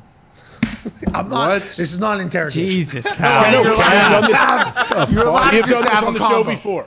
We have done this on the show before. That's what I'm not trying to elude the question or whatever. Yeah, I usually will drink coffee, but I don't have to get up and have to I gotta have coffee before I get going. I'm not that person, but I do enjoy coffee. Yeah. Okay, but you do normally have a coffee every single morning and throughout your morning. Or during the day or at night or after dinner. Yeah, like at night and whenever. Okay. I like French press coffee. If you go to a nice restaurant, like I feel like a grandpa, you get the old French press towards the end. Okay, and it's a nice little dessert. They send you off with it, right? It's a little flavor saver on the way out. Well, where I drink a few cups there at the table and call it a night. What? Listen, I appreciate us being able to have that conversation because, whenever you talk 3.5 hours every single day for most weeks, sometimes you forget about it, like a little coffee conversation with a guy in Ohio. So I apologize. You felt like you were accosted there. I want to let you know you were not. I was not meaning to accost you. I just want to know because this office has a real problem. This office has a real coffee problem. This Foxy guy, how old are you, Foxy? 27. Coffee's good for you, though. Foxy's drinking 2 pots a day at this point. Good for you. Is it black? 3 cups a day, black, and I'm one of those people that absolutely has to have it first thing in the morning. That's no matter plenty. what. That's nothing. He's 3 cups a 20-something day years and old. drinking it black, that's great for your cardiovascular. It's not 3 cups a your day. heart, That guy's everything. fucking lying. 3 cups a day unless we're traveling or doing Drink something 10 that can get cups. up to 5, 6. Don't apologize, Evie. Supposed to extend your life. Yalmer Yeah, Yager don't was drinking apologize. 10 cups a day. Well, Phil told us on this show he drinks What? 7 a 10? day. Phil said 7 a day, and he said his doctor told him to do that. You need more coffee, not less. His doctor What? told I him don't to drink know. 7 People have cups. That's what clouded he said brains on the about this show. whole situation. People, no, when you dump creamer and all this other garbage, yeah, you shouldn't be drinking a ton of it. But you want to drink black coffee, go ahead. You're telling me coffee's better than this green tea I'm drinking right here? I don't know what. Do you have a bunch of like Splenda and garbage in there? No, just 2 Splendas. Just 2 Splendas. Okay, I'm not here a to tell bunch you of what to eat or Splendas. drink. No, I'm here for a body lesson. Jesus Yeah, Christ. I don't know anything. You're I the don't know one- anything. I just think people have a weird view of coffee. Like, oh man, I'm trying to cut back on coffee. I was like, well, go the other way, bud. Go all in. Yeah, like why you're people Cut for up. 50 years like I've been trying to stop drinking coffee. I drink decaf after 3 p.m. Okay, come on. Disgusted with decaf. I did not know coffee was good for you, though. I had no if idea. I'm trying to do something for 30 years, I'm not trying very hard. Oh, you're saying it's You know what not- I'm saying? It's not an addiction. It's a mental weakness. No. You can definitely get addicted to caffeine and all that and everything. But I'm saying people try to always say, oh, I gotta, like, how many times do you ever hear people, I know old people all the time tell me they're trying to drink less coffee. And I'm like, no, drink more. Well, Try that. Live your life. Yeah. Live your life. Do what you want. Live your life. Yeah. Now, Foxy, you do need to slow down because those old folks, they're at the point that you're already at, like 60 years later. What is we're true. saying is your timeline has been expedited immensely, and it is something you need to, maybe slow down a little bit so that you don't catch up to the olds before you turn 30. Yeah, I'm not at decaf yet. I don't think I'll ever get to decaf. If I need You're to, 20-something years old. I'm just going to keep drinking it. This guy's 20-something. What, like... Kids start drinking coffee when they're like 9 now, though. That's bad. It's weird. Who can't do that? It's not bad. It's good. Listen, good. AJ just said No, it's I'm good. not saying youngsters should. I don't know if I don't. Oh, now so you're now kids should be judged backpedaling. differently. It's from the earth. Not a lot of ingredients. Can't be too bad for you. It's water strained through beans. Yep. Your tea's the same way, yeah. Yeah, same thing. Green tea's great for you. Thank you. Okay. I asked you that earlier. Yeah. Yeah. It was not the same answer. I'm not. That's not my. I'm I've not given the you guy 2 to tell Splendors. I already anybody how to told eat you or that. Imagine if that's how I answered that. How was the golf thing on Friday, by the way? Did you do well? Yeah, you know what? It was a golf round for me. It was a scramble, first drive, boom. First drive, bomb that sucker, chip it up nice and close. Like, oh, you're a good golfer. I was like, all right, yeah, just wait, we'll see. And then, then all of a sudden you hit 3 or 4 out of bounds, and then you come back, and you putt in. Haven't putted in about 11 months. So that At times, my speed was a bit off, but it was very fun. I had a good time. How come we couldn't get a FaceTime live during the show to get a swing a hack out? I didn't really check my phone a whole lot. I did see that, and I had about 9 holes left. It would have been difficult to try to set that up. Really? How? I think with how the setting was. Who would have held my phone? Are you by yourself? You're golfing by yourself? No, I had a group. But trying to explain to them what I was trying to do might have been a little difficult, I think. Who are you golfing with? Some sponsors that paid something at somewhere? Yeah, they were awesome. But if I try to, hey, man, can you hold this phone? It's this thing I do, the show where I join, but I'm not there today because I'm here. I think that would have taken an hour. That was pretty simple right there, actually. Yeah, but we don't know how old these people were. True. No, they weren't. They get it. They were cool. I can't believe you do that. Bobby was right in front of me. I didn't know. Bob was in the group in front of me. I was like, I thought if they knew Bob was here, Bob's going to come up to me with his phone with the show for sure. Bob, okay, so let's talk about this. Bob was at a lake this weekend in some all-white party. I saw him all dressed all white at a party, some 40-year-old middle-life crisis. Let's have a extravaganza in Ohio. Bob was living his best life. I saw that too. Yeah, it was awesome. He's covered some ground, I guess, this weekend because that was up in Youngstown. I left at 5 a.m. to drive to Youngstown Friday morning. He got there the night before, and then we came back right afterwards. Is that where the golf tourney was? Yeah. Fucking Bob. If there's a party happening in Ohio, the general's going to find it. Yeah. If I get into a couple parties because I played for the Buckeyes, so be it, he said. So be it. What did they say? This is what a 40-year-old birthday party looks like, I think he said, and it was on a lake, and they had a bunch of boats tied together, DJ going bananas, and then there was a follow-up dance situation, everybody in all white having a great time. I'm like, Bob's fucking living, dude. Yeah, isn't that Bob's living out there. That's a Memorial Day thing, I thought. Now, people have all white parties all the time. It's normally like a hoity-toity event. That's probably a lot of shrimp cocktail at this, where AJ goes to those things. Ain't that I'm right? not sure where he was. Are you think you can't wear white past Labor Day?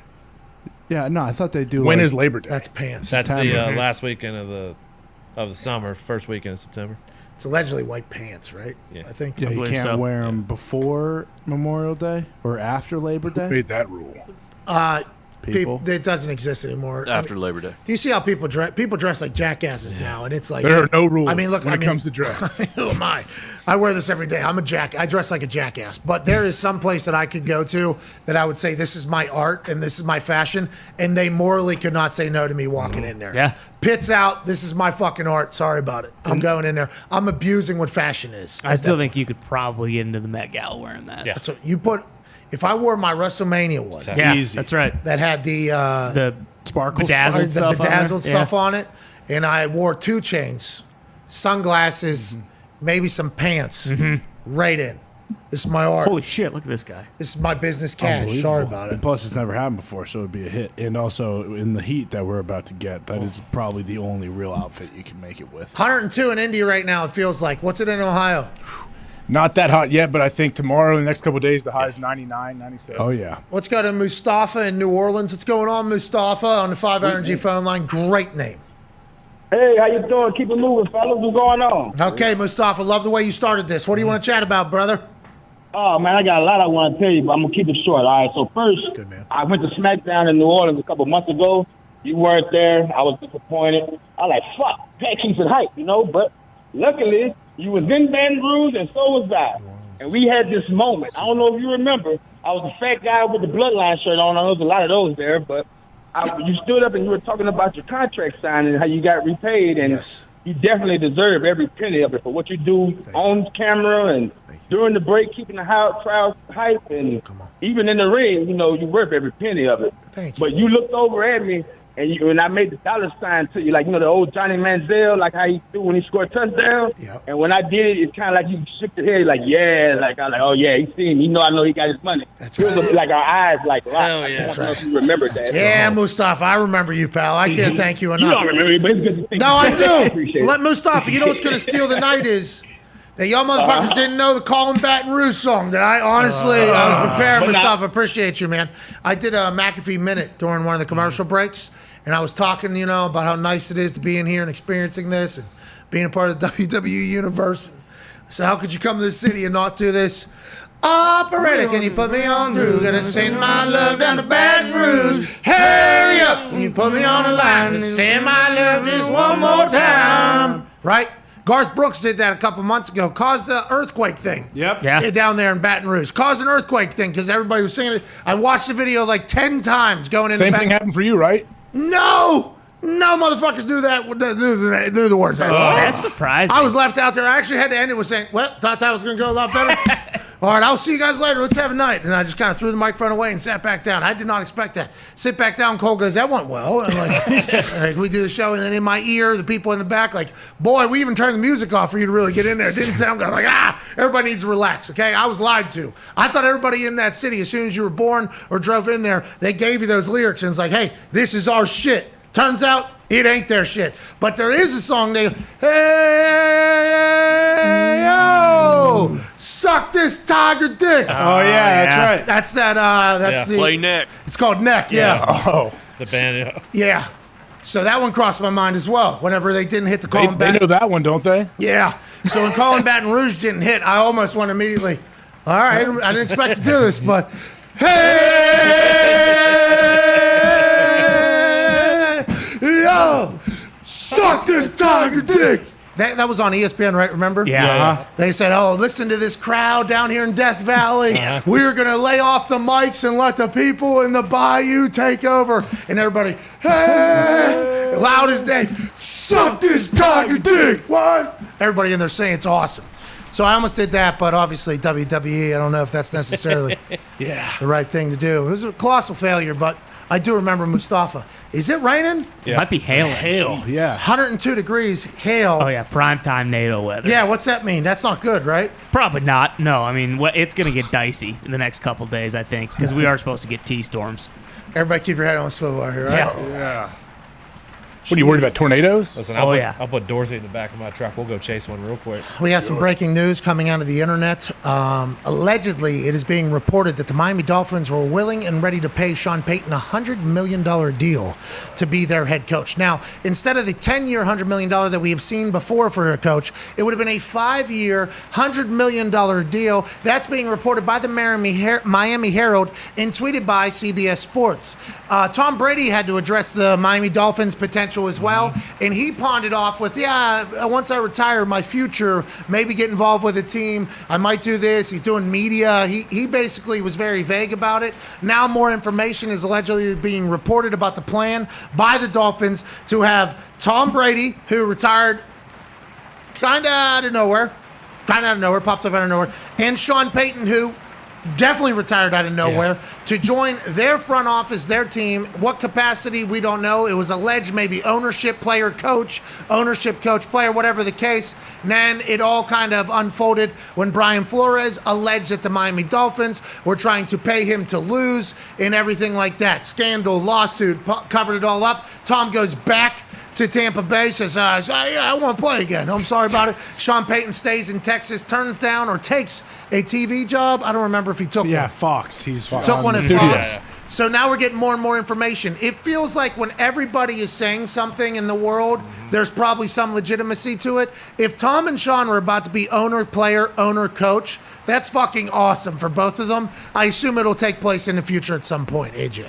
You think, we're running out of time. They better figure it out pretty quick, I guess. I wonder how they would have figured everything out if Tom's somehow owner/player and Sean Payton, like if they could work out ownership in the thing. How do you do that with salary cap? Like, can they be creative and figure something out? Yeah, especially with revenue, what goes against what he's being paid from the team, what he's not being paid from the team. Because remember, the Lions were trying to say that they couldn't amend Calvin Johnson's contract from so many years ago, even by just giving him a no-show job in the front office because he's a player and that would go against the salary cap or whatever.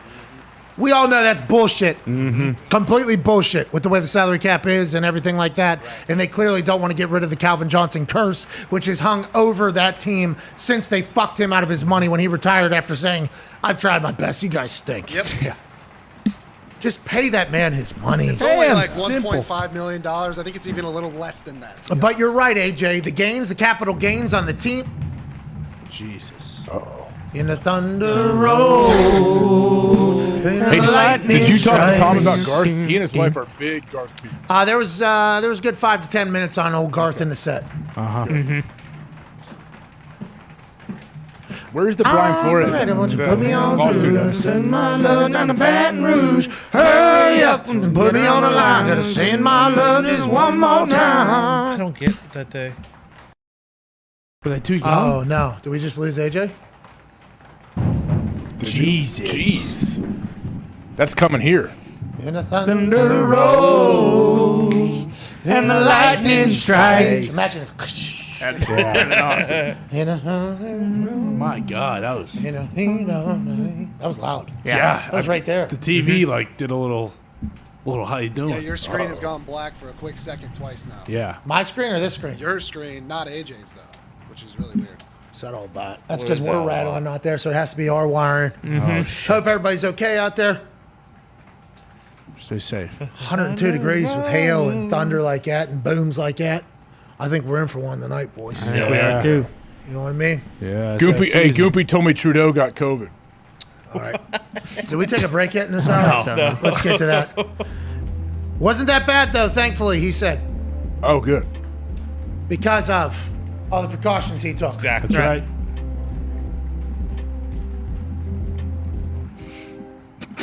I like that first one. It's just a little short piano. Mm-hmm. I hope Trudeau's okay. Yeah, I'll do. I don't think everybody does. No. So what you just said there that quickly, I don't know if everybody's feeling that way. Because I looked at his tweet announcing he had it because obviously Goomp not only sent that to you, he sent it to the group as well. Right. A lot of quote tweets on that one. Not everybody's wishing him the best. No. But hey, that's game politics though. That's right. Some people were bummed. And Trudeau saying somebody's got to play this role sometime, you know. You're not going to be friends with everybody when you're making right decisions for everybody. That's right. Sorry. That's politics, baby. Ain't it, AJ? Yeah, I don't want to dive into any. I don't need to be into politics at all. I don't understand any of it. Well, thanks for bringing up Jack Del Rio to Rappaport too, because we did not cover it last week when it happened. Oh, I'm sorry. I asked him about such a unique situation that we've never seen happen probably in the NFL. What's this guy? It's not. Hey, I actually thank you for that because we did not get to talk about it because it gave me an opportunity to say it didn't come from the league or the team. Because that's a big deal. Not even the team. I didn't even know. I assumed the team was a part. It's straight Ron Rivera. Huh? Well, yeah, because then that sets precedent, right? If a team or league does it, Ron Rivera did it. That's why, I thank you for asking that question because the messaging from Ian was this came from Ron Rivera, which is the messaging from the league and the team, I'd assume as well. Hey, we are not the ones that did that. That is Ron Rivera that did that. Yeah, why is AJ so defensive though? I don't know. Understand. Yeah, we're not attacking. This is a conversation Who am I show. defensive over? You mean like that? I think you're attacking me? Yeah. Just happened. No. Must be something with the delay. No, you just. Oh, I'm sorry. I had to bring up NFL unique situation. I hate to say it, but sometimes you guys have a lot of energy. Now, I'm not saying you guys are on cocaine. I know you get very upset about that. I'm not saying that. I'm just saying sometimes you're very energetic, so I have to try to bring some juice as well, just to let you hear me. Listen, none of us that I know of mess with the Kikenya. No. Yeah, I don't think you do either. Well, you don't have to think anything. I'm just saying, I don't think this is a Kikenya group. No.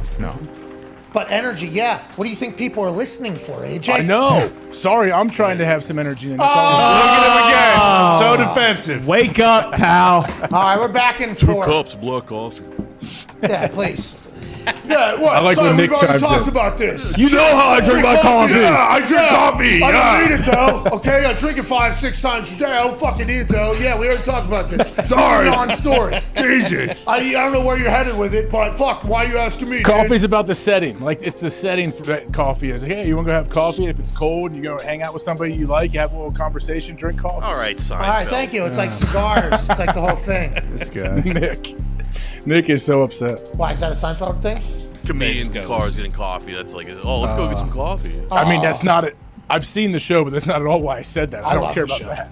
I like the cars. Yeah. Convos are normally pretty good. And I like the fact that Jerry calls and goes, hey, you want to go get some coffee? Yeah. And everybody's like, yeah. Sure. Why not? Yeah, it's awesome. Seen the one that broke down, the car broke down. Mm-hmm. Very humble, most everybody on there. I think that's why I like it.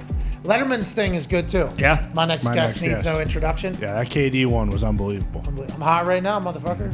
Ryan Reynolds too. Did you watch that one? No. He's got a pretty cool story as well. Excited for it. We're back in 4. We'll answer some more phone calls and wrap up this terrible show.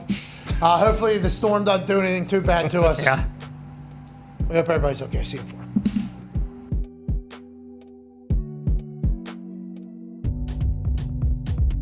It's just like I'm frustrated with flying cars because I'm obsessed with that. Like I want a flying car. Hey, me too. What I got is my phone instead. It's like, well, the future is on your phone really right now. It's not like literally in front of you. You can't get into a flying car, but your phone has it all. It's like, I don't want this phone. I'm not going to have this phone 14 hours a day like you young people do. No, thank you. Like, I'm not from that generation. But, give me a flying car. And honestly, when we shut down the Mars missions, we were supposed to be going in 2024, and we shut it down. But a lot of people don't realize is, from here to the moon is 208,000 miles roughly. 200. So you can think about that. Well, in this country, a long road trip could be 4,000 miles, and how far it is to Australia. So 200,000 miles. That you think about that, and that's far, but like Mars. Think about this: is 250 million miles. 250 million miles. So, that's a little different thing because, when you go, it takes about anywhere from, 9 to 11 months to get there, depending on the alignment. Are you going to fucking Mars? And so, Jim, are you going to Mars? It sounds like you're... I wish I was. Maybe you'll have, I think you have a chance to do a show from there when you're 80, Pat. Let's go to the phones. Let's go to Dan in Connecticut. Lovely place here on the 5 Energy phone line. What's going on, Dano? Oh, what's up, Pat McAfee? Dan, you are too young to listen to this show. I can tell. I think. How old? I'm not Dan. I am Owen. Mitt. Owen, how old are you? It's so different. I am at 8.5.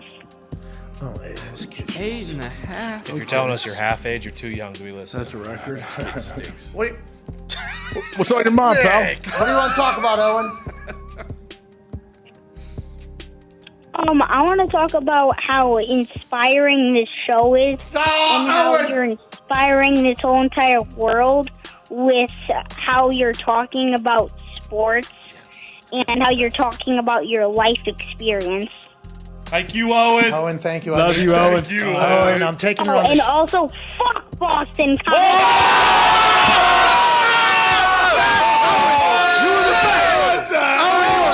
I will let Owen know, if you're still listening, Owen, you're inspiring. Best kid ever. Owen, the way you talk about sports is inspiring. Yes! I didn't know 8.5 could do that. Wow. Shout out Owen. That time. Go, Owen. Hey, Owen. New generation in Connecticut, I guess. He was making me feel good, too, by the way. He's making me feel good, making the show feel good. He was talking us up. He was hyping us up, and then boom, a little... Was this Aristotle's brother? A little misdirection from Aristotle's brother, Owen, at 8.5 there. That was awesome. I'd say he put his balls on your forehead, but I don't think they dropped yet. So.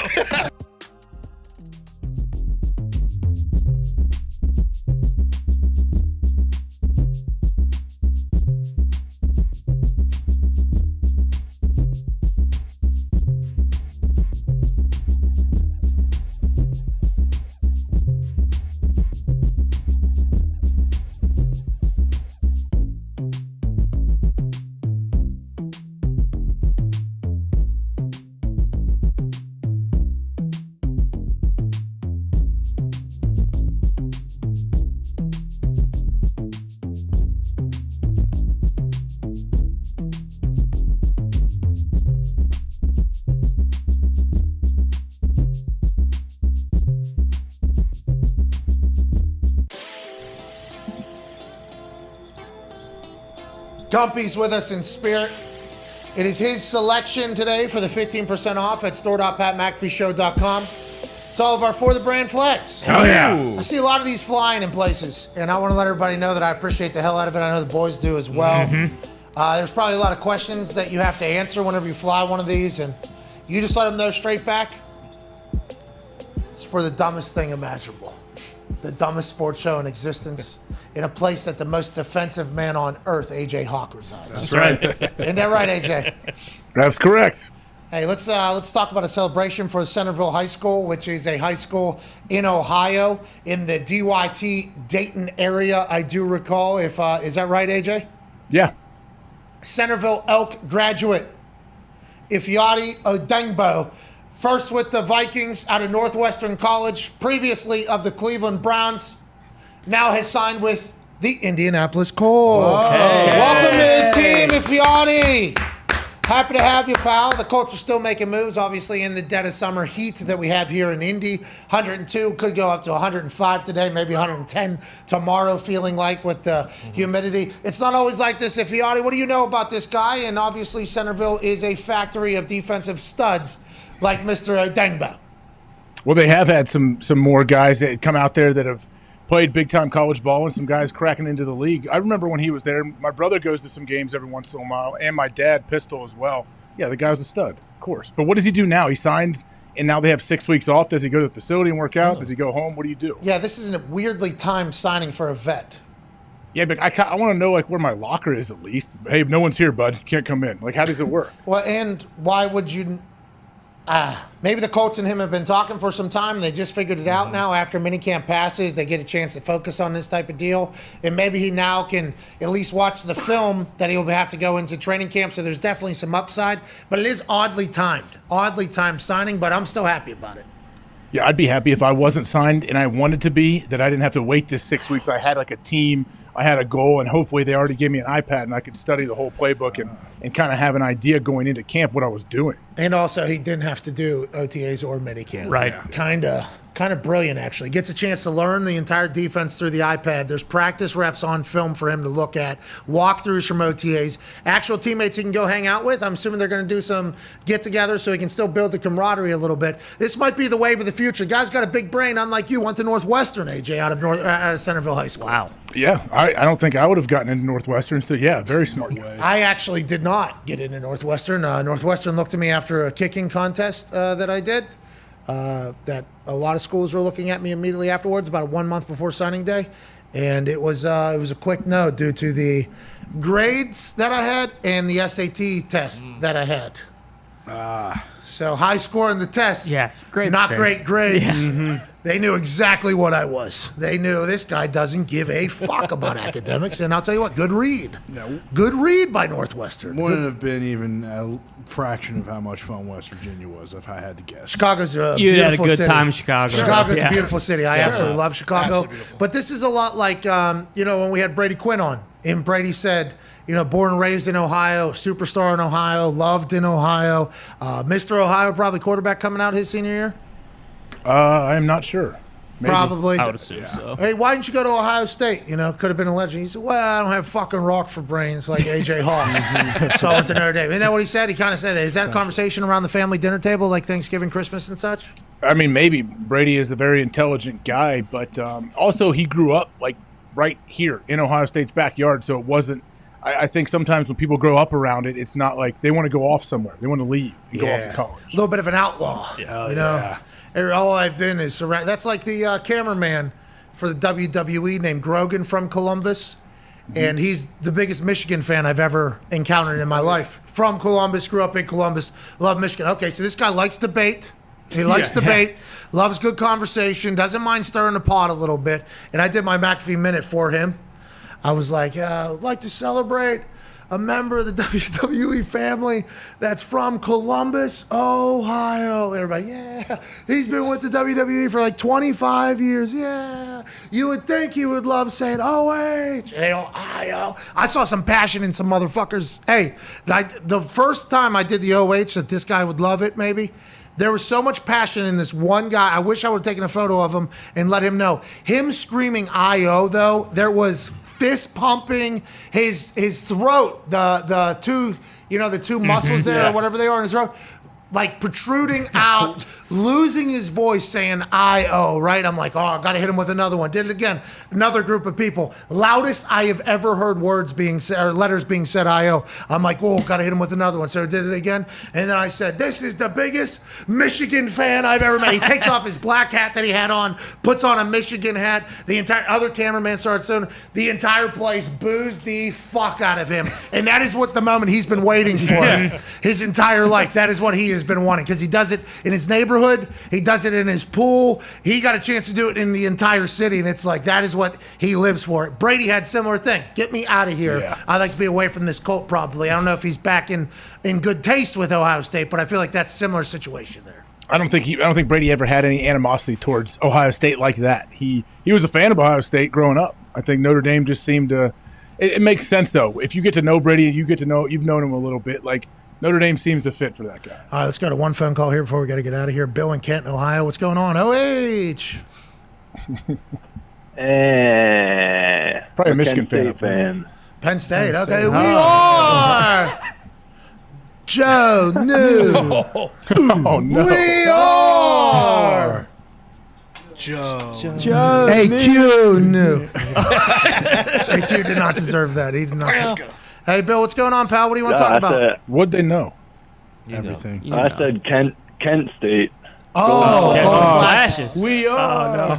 I was supposed to go there. James Josh Harrison. Cribbs. Edelman. Josh Cribbs, man. Whole crew. The guy that hosts me on my visit. Yeah, hey.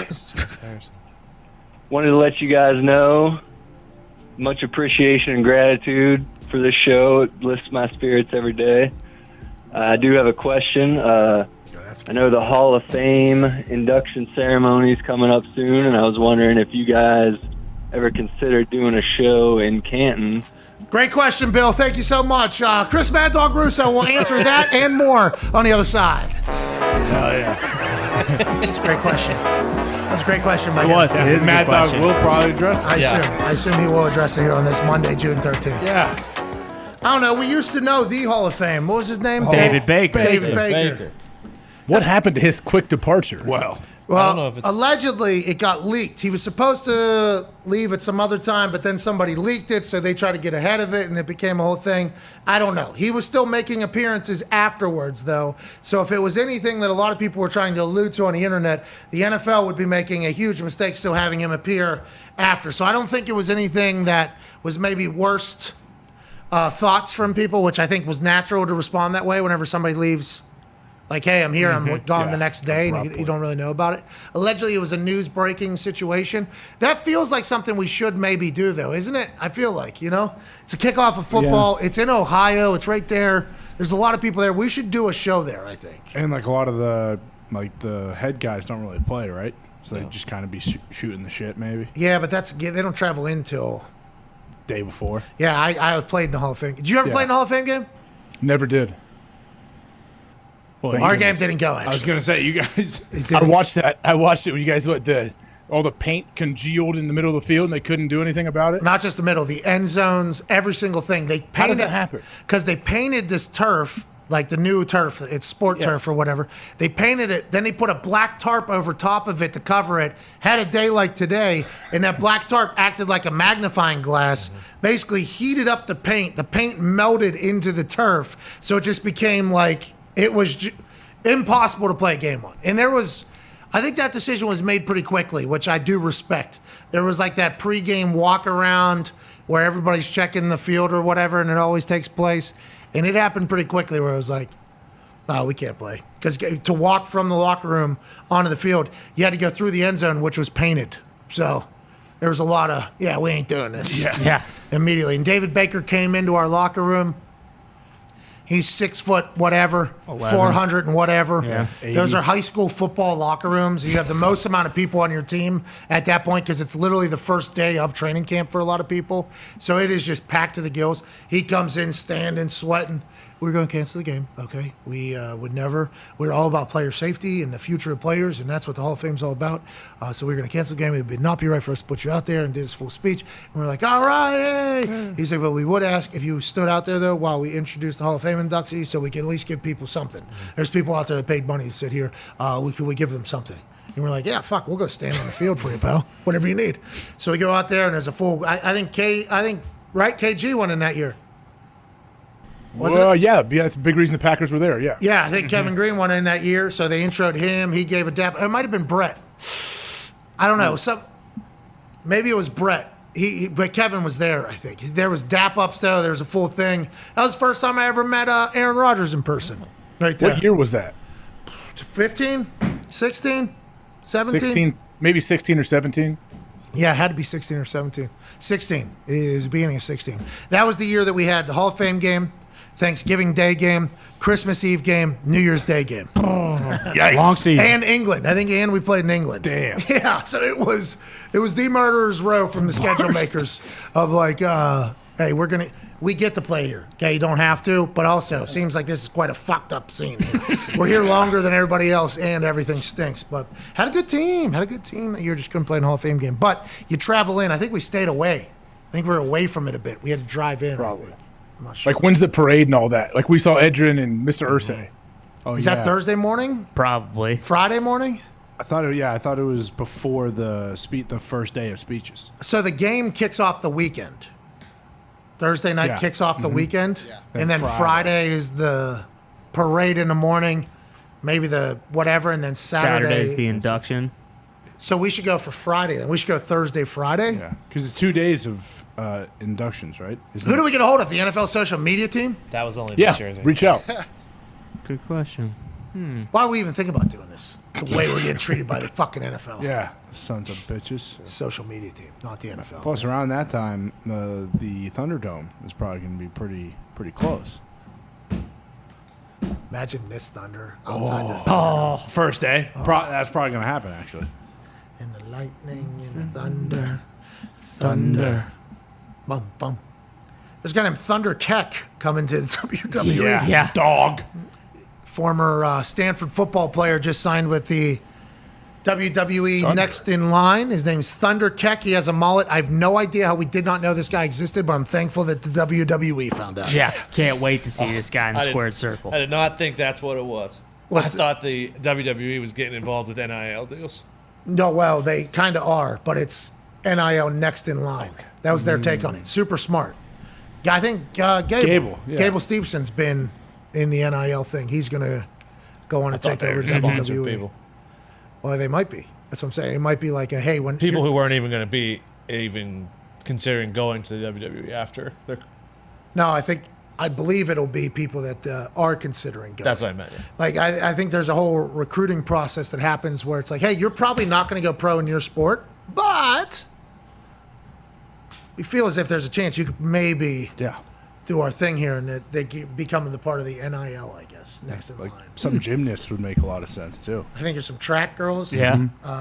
Volleyball. This is Thunder Kick. Thunder Kick. This guy. Yup. What a name. Yeah. He went to Stanford too, so he's going to be a deep thinker. Mm-hmm. This guy's going to be good. If you have a mullet, earrings, the name Thunder Keck, and you get accepted into Stanford, I assume you're a pretty legendary human being. Yeah. I'm excited for Thunder Keck's future in the WWE. So am I. Crush. Names there already. Let's go to the. Should we go to the Hall of Fame thing, AJ? Is that in your backyard, or how far are you from Canton? No, I mean that's 2.5 hours for me, probably at least. Where is it? The other way? 2 hours. Yeah, northeast, Canton. We were thinking about it last year because Steelers and Cowboys, I believe, were playing in it, and we decided not to. And I can't remember why. Oh yeah, we weren't going to be able to get anybody. Yeah, that's what it was. That's what it was. Was it still like COVID situation too? Like were they? Not really. Or was it max? They sold it out? We beat it, I think. No, I think we did not have it beat by then outright. Although we had celebrated 3 times. Correct. That we had beat it. I feel like we're at the point where we're like, hey, that's something we should be at. Let's remember that for next year. I don't know if we're saying about this. I agree. Like the coaches meeting, remember the whole time we were like, we got to go to the coaches meetings in Florida. Yeah, I don't think there was ever a Hall of Fame follow-up conversation. No. All right. We might be forgetting though. Cooler heads just prevailed there, is what Foxy's saying? Yeah. Maybe. Let's not have future us's regretting decisions that are made on Monday, June 13th, is what Foxy just said. Well, because there has been stuff like the Draft Spectacular where we're like, hey, remember what we said last year? I feel like Foxy's right. Like, we would have remembered specifically last year, like, hey, we got to be there. And I don't think we are. We take those mental universe notes. Correct. We let the universe remind us or not. Yeah. Draft Spectacular saved us. It set the tone for the whole night. Yeah. How much quicker did that draft feel? 10 times. Unbelievable. Than the draft that we were sitting for 45 minutes before it even started. Yeah. Moving. That's when we were dead in the water. Night and day difference. And then the next year, what do? We fucking make the same mistake and we get mad about it. Yeah. Then the third time, we're like, nah, not this time. We changed it and it helped. Had the food covered too. There was no Yeah. post show like everything's closed. What are we gonna fucking do? Yes. That's what we do here, AJ. We mature. We evolve. It's crazy. We've done 3 drafts already. It's crazy. And by the way, they've all been terrible, but spectacular at the same time. Yeah.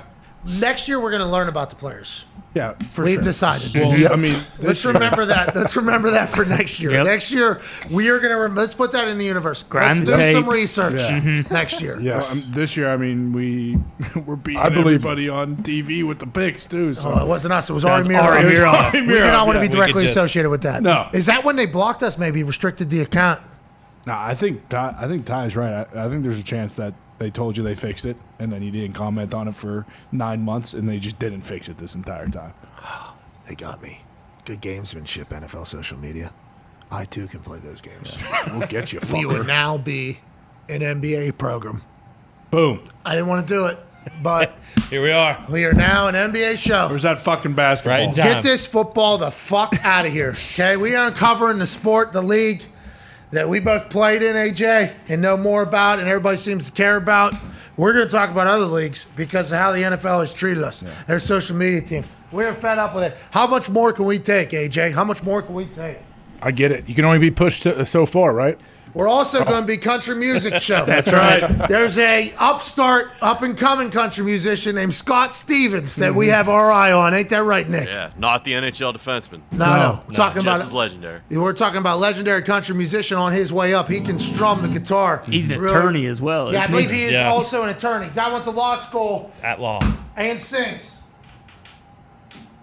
5-tool player. Who is this guy? His name's Scott Scott Stevens. Stevens. Yeah, you just heard it. Don't forget it. He's a fucking player. I would I like to remember. play his music, but I don't know. He's in Nashville, so somebody will get us. Bangers. He has a song called I Feel Good, part 3 of 3. I don't know what the first two were, but I know 3 was pretty good. Yeah. Okay. Feel Good's pretty good. What's that, Nick? Oh, I don't know either. I was curious about that too. I wonder if there were other parts. Nick found this guy on his booze trip down to Nashville with the fiance. He went into a brunch, and this guy was playing, right? Yeah, he was playing on top of a sky deck, like a rooftop deck at one of the big malls down there. It was awesome. And crushed it. Killed it. What a beast. So much so that Nick sent me this guy and said, hey, think you would like this guy. Turns out I do. This guy wears jorts and cowboy boots in some of his music videos. He's singing all of his own stuff? Oh, yeah. And writing. There's a billion talented people down there. Not as much as Scott Stevens. That's right. He's got it. I've been in Nashville in so long. They got talent just overflowing onto a rooftop down there. Yeah. Never been. Good for everybody. Never been. That's what we're going to cover from now on. Yep. Country music and the NBA. Mm-hmm. Hey, little Lordo. Hockey. Yeah, Tampa. Tampa. Let's go, Tampa. Here we go, boys. Here we Go go, Boats. Tampa. Go Go Boats. Boats. Go Boats. Yeah. AJ. Avs got it. Well, Patty Maroon will be on the show tomorrow. Here we go. See if you'll be saying that tomorrow. Yeah. We'll see if the Avalanche's jaw can handle Tampa Bay coming to town. That's right. I know you Great guys. squad going for 3, I know. Yeah, well, Patty Maroon's going for 4. That's more than Wayne fucking Gretzky. He's going for 4 straight, this guy. It's awesome. Yeah, he'll be on the show tomorrow. Will the Avalanche be able to handle how tough Tampa Bay is? That's answer. No. Probably. Yeah, We'll see. bingo. We'll Thank see. you. Mm-hmm. That's hockey talk. Boom. Nick, Tampa's winning this thing or what? They're not favored. Oh, good odds. Good odds. Good odds. Underdog mentality. I've lost all my money, by the way. In my account, it is gone to 0. Celtics tonight. Can't even play FanDuel Face-Off anymore. 60 no. cents a game. No. Yeah, couldn't even play it. Had to play free. No. Had to play free games. No, nothing. Just sharpen the axe, though. Yeah, hone your skills. I am, yeah, but nothing really on the line, so it's kind of tough to take serious when you run out of moves. Fair. 60 cents, can't afford to play it. FanDuel Face-Off. Oh, no. Have you played this FanDuel Face-Off yet, AJ? No, because I haven't been all registered until it gets legal here. That's when I need to get all my stuff No, registered. it's available. Yeah. It's available in like, I forget how many, 40 some states? Yeah. 30 some I'll get states? It's awesome. Can I play against you though? Yes. Okay. I play this block trail game. Oh, so good. It is so good, dude. Like what? Tetris? Kind of Similar, but different rules, it goes, but similar. Yeah, both ways. You can delete them across, but you can also delete them vertical. And the issue is at the beginning Sudoku. you play too No. Tetris-y. No, I understand 1 through 9. I get what you were saying. You got to go both ways there, but this is nothing like that. It is Tetris that goes wide open. You can place them anywhere. You got to get past its Tetris in your mind though when you're playing. Oh yeah. Like if you treat it like Tetris, you're going to get beat by somebody playing block trail game versus you playing Tetris game. You got to change the game. You got to do. There's money to be won in this, AJ. Oh yeah. There's money. I know.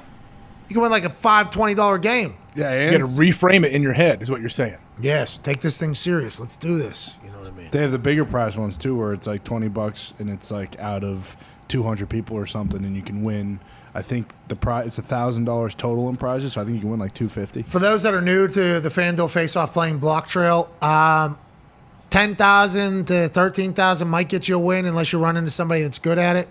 My high is 18,900 and some. Boston Connor's high is 23,950. So high. Yeah. You had to feel so good while you Did you win money? Yes. Yeah, I won. That was the only time I've ever screenshotted. Like that was the first one I felt like, oh wow, this is unbelievable. It was the last one right before going to bed, just standing in, the bathroom little doorway, and I just couldn't move. I was so locked in, and it paid off. Walk off homer. You'll run out of moves and put up like a 4,500 every once in a while, and you just got to hope that somebody else does as well. I play against Sam. Our nightly routine is we play block trail, and you're randomly selected against people playing at the same time, and I'll run into the wife, on a regular basis. Every once in a while, she'll catch me in and out of moves game, and that's not good. Those are the worst. She'll screenshot that thing so quick. Well, when we were talking about it, we don't shove it right in my face. We don't know if you get the same blocks. That's something we got to figure out. I don't think you do. I think you would have to, wouldn't you? If you're paying money and there's money on the line, I think you would have to get the same blocks. I don't know, but couldn't it be like the randomness of both? Like that's still it's not really one person isn't getting the advantage. Because sometimes I feel like, well, okay, there's no way the other person had to have played it the exact same way I did, and then you look and it's like, oh, they have 6,000 more points. So. Yeah, because you get 3 blocks at a time at the bottom, and then can they shuffle in other people during your game that you're playing against? No, it's just 1-on-1. Okay. But you get these 3 blocks, and then you got to randomly place them in this box of spots. Like obviously, there's what are those called? Yeah, they're It's 10 by 10 quadrants, but they're little whatever. Yeah, you put them in like little spots, and then you place it in there. And there's some you get completely fucked. I cleared 3 lines the other night, ran out of moves when a new 3 came. Yeah, it's bullshit. It's like how's that even happen? I got fucked here, And then I look at the other person's score. I'm like, well, they clearly didn't get fucked the same way I got fucked. What's this all about? But it is very addictive. I'll play it. I will play that game, AJ. I will play that game hour and a half straight. Oh yeah, so fun.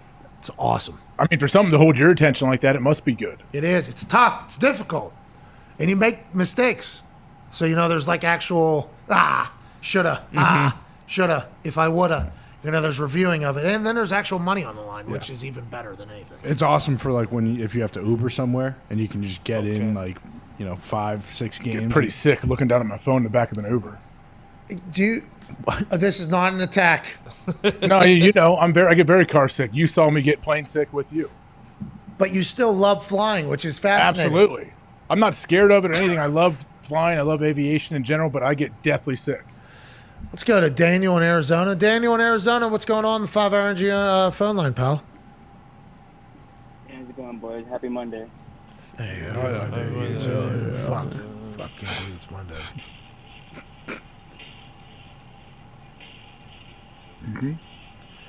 Yeah. It's a Monday, not a Sunday. I'm out here living my best. It's a fun day. What's going on, Daniel? Happy Monday, boys. Hey, happy Monday, Daniel. Hey, what's going on? So, yeah, something happened there. I was talking, nobody was hearing me, but it's okay. Thanks, Mitt. Hey, yeah, baby Mitt. Oh, baby shot at Mitt over there. We heard your music. What's going on, man? Might be the rolling blackouts because of the heat wave here. No, real quick though. I was checking FanDuel. Commanders are plus 450 to win the division. and they're coming out for revenge. Carson Wentz played like shit last year. Wow. He's ready to prove everybody wrong, and that defense was hurt, and they're ready to prove everybody wrong too. So what about Terry? Terry's not going to be playing for you guys, right? Terry's the leader. He's just, he's going to be there at mandatory camp. He actually didn't show up at mandatory camp. He's going to be. He got the C on his chest. He's a good guy. Daniel, C is for cheap, which is how you guys have been cheating it. Treating him. You know what I mean? No, well, first of all, that's Dan Snyder who needs to get fired. But oh, okay. I don't have that much money. Who's going to fire him? Okay. Cash over cap. Got no chance if the guy's going to get run out of the league, don't you think? Papa John's already taking money out of his net worth. Hey, Papa John might be able to buy a team with the way he talks. I don't think that's going to happen. Daniel. I don't think that's going to happen, Daniel. Plus 450. I would have thought that would have been more, but then I remember the NFC East stinks. Yeah, that's a sucker bet, though. I mean, there's no way the Commanders are going to win the division. What are the Eagles at, right? Yeah, exactly. Everybody's excited about the Eagles at plus 210. That feels good. But once again, Dak Prescott's back fully healthy, better than ever. There is that stat, though. 16 straight years. Hasn't had one back-to-back division winner in the NFC East. Everybody has been good, then bad, then average in winning the NFC East with a below 500 record, and then bad the next year. They need to figure it out because they are on national television every single week. Give me Dayball. You like the Giants. Saquon said he's getting his swagger back. He's feeling healthier. Danny Dimes is back. Remember, he is the most athletic and best running quarterback in the NFL. So, who said that? I have many times. Danny Dimes rushing over is a lock. I concur. Week. He's running for his life normally, and he is athletic enough to get it. We've made a lot of money off that. Yeah. But let's go back to what you said, though. You said that he's the best running quarterback and athletic quarterback in the NFL? Yeah. Of all time? No. So Josh Allen, nothing. Lamar, nothing. Correct. Hurts. Nothing. Kyler, nothing. Yeah. Herbert. Check the stats. Danny Dimes. A-Rod. Are the stats him hitting his over on rushing in betting? It's somewhere that could be affecting this for me. But I think he's got the highest yards per rush as a quarterback in the NFL right now. Wasn't he the fastest? Yeah, he was the fastest against the Eagles when he tripped on the 10-yard line. That was the fastest. 22 miles an hour. Yeah, reached by a QB. So he's the fastest quarterback in the NFL. Maybe not the most athletic and best running quarterback in the NFL. Wow. Josh Allen's running ISOs for the Bills, and they're going to the tomato. One running for his life. One designed powers. Danny Dimes will pull it and fucking get up there. This year, too, they got the O-line figured out. They got Evan Neal. Dayball has been at the Rangers games. Yeah. Uh-huh. He's, seeing Anastasia knock out them Tampa Bay Lightning fans. What? Hey, that guy was in jail wearing an orange Rangers jersey. That was tough. That was a tough shot the guy gave him. Cheap shot. Brutal. Cheap shot. Super cheap. Did his head hit the ground? Like, that's how somebody dies when the back of their head hits. Yeah. Well, he got, I guess, like 5 minutes later, he came back, which we don't know what his update are. Please, somebody update us, and we hope he's okay. That was brutal cheap shot bullshit. Can't happen. But also, please, in those types of situations, keep your head on a swivel while exiting a great win on the road while wearing a jersey of a pissed-off fan base. Something to think about, although everybody should just be having a good time. Why are we even talking about this with Danny Dimes and him? Commanders winning the division. Yeah, but we're not talking NFL anymore. Oh, yeah, that's a good point. It's a good point. Sorry. Yeah. Let's go to the last phone call here. Aaron in Kansas City. What's going on, Aaron? Hello? Aaron, what's going on, pal? Hey, I want to... You know how the Chiefs defense No, sorry about it. Wrong league. We're not talking. We don't talk about the NFL, Aaron. I'm sorry. Well, Steve Spagnuolo isn't going to be very good. You all know that? No, Aaron. Pick something new. Yeah. Aaron, we're not talking about something else. Kansas City Royals, maybe. Even have the Charlotte Bobcats. All right, bet $10,000 on the Royals to lose, you'll win. Hey, thank you, Aaron. What did you want to say, though, about Steve Spagnuolo, just in case we do make up with the NFL social media team? We want to get back in here. You have some inside information, it sounds like? Well, every year the Royals or the Chiefs start out terrible, and towards the end of the year we speed up because the Honey Badger would always get us together. Now that we don't have them, I think we're just going to be the worst defense in the league because Spagnuolo doesn't do anything. Oh. Is that a common thought around Kansas City, or are you an outsider with that one? I feel like it's a very common thought. Everyone that I talk to doesn't really like Steve either. All right. Well, thank you, Aaron. In the middle of a workout over there, getting a call in. all defense coordinators get hated by the fan base, especially in this modern era of football with how everybody's going to get yards, everybody's going to be able to gain things. But I do remember the Kansas City Chiefs. Throughout the season, there was a time where they were terrible, and then there was a time where they were fucking great. Yeah. Right? The defense was two different sides of the coin. When they started 2 and 3 or whatever, and they were ranked 31st or 32nd in basically every major statistical, and then they did get better.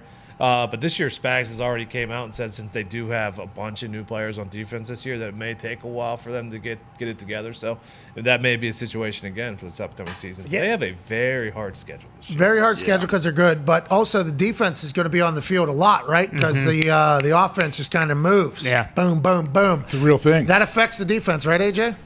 Oh, yeah. I mean, I was in Green Bay for 9 years. Brett Favre was the quarterback and then Aaron Rodgers. So our offense was very productive, scoring a lot of points, putting up a lot of yards. So sometimes, you get a stop, you're cheering for the offense, and you're back out there 2.5 plays later. So Boom, this thing's gone. But it's a great problem to have, obviously. Yeah, it's good for the overall for the team, but there was a chance. But your defense is going to give up a lot of yards, hopefully not a lot of points. Hopefully you can bow up when you get in the red zone. That's all anyone's trying to do, but everyone's getting yards. You know that. Everybody knows that nowadays, right? It used to be something like, they ain't going to get a first down on us. Now it's like everybody's going to get yards. It's just when they get them is the only thing that matters, it feels like. Yeah, we need to make sure we have some big third down stops when it really matters, when we truly need the ball back, and we need to find a way to hold them to field goals and keep them out of the end zone. That's all that matters. So what we're saying is there's a lot of defense coordinators that are going to get cussed out by fans going forward in the NFL.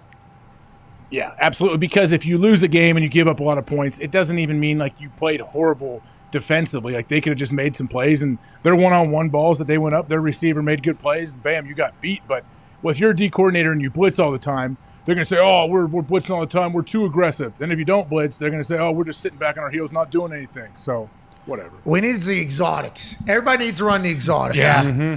You know what I mean? What do you, the amoeba? The amoeba defense is the exotics. Let's be unpredictable, but I think the expectations of offense being so high is just natural.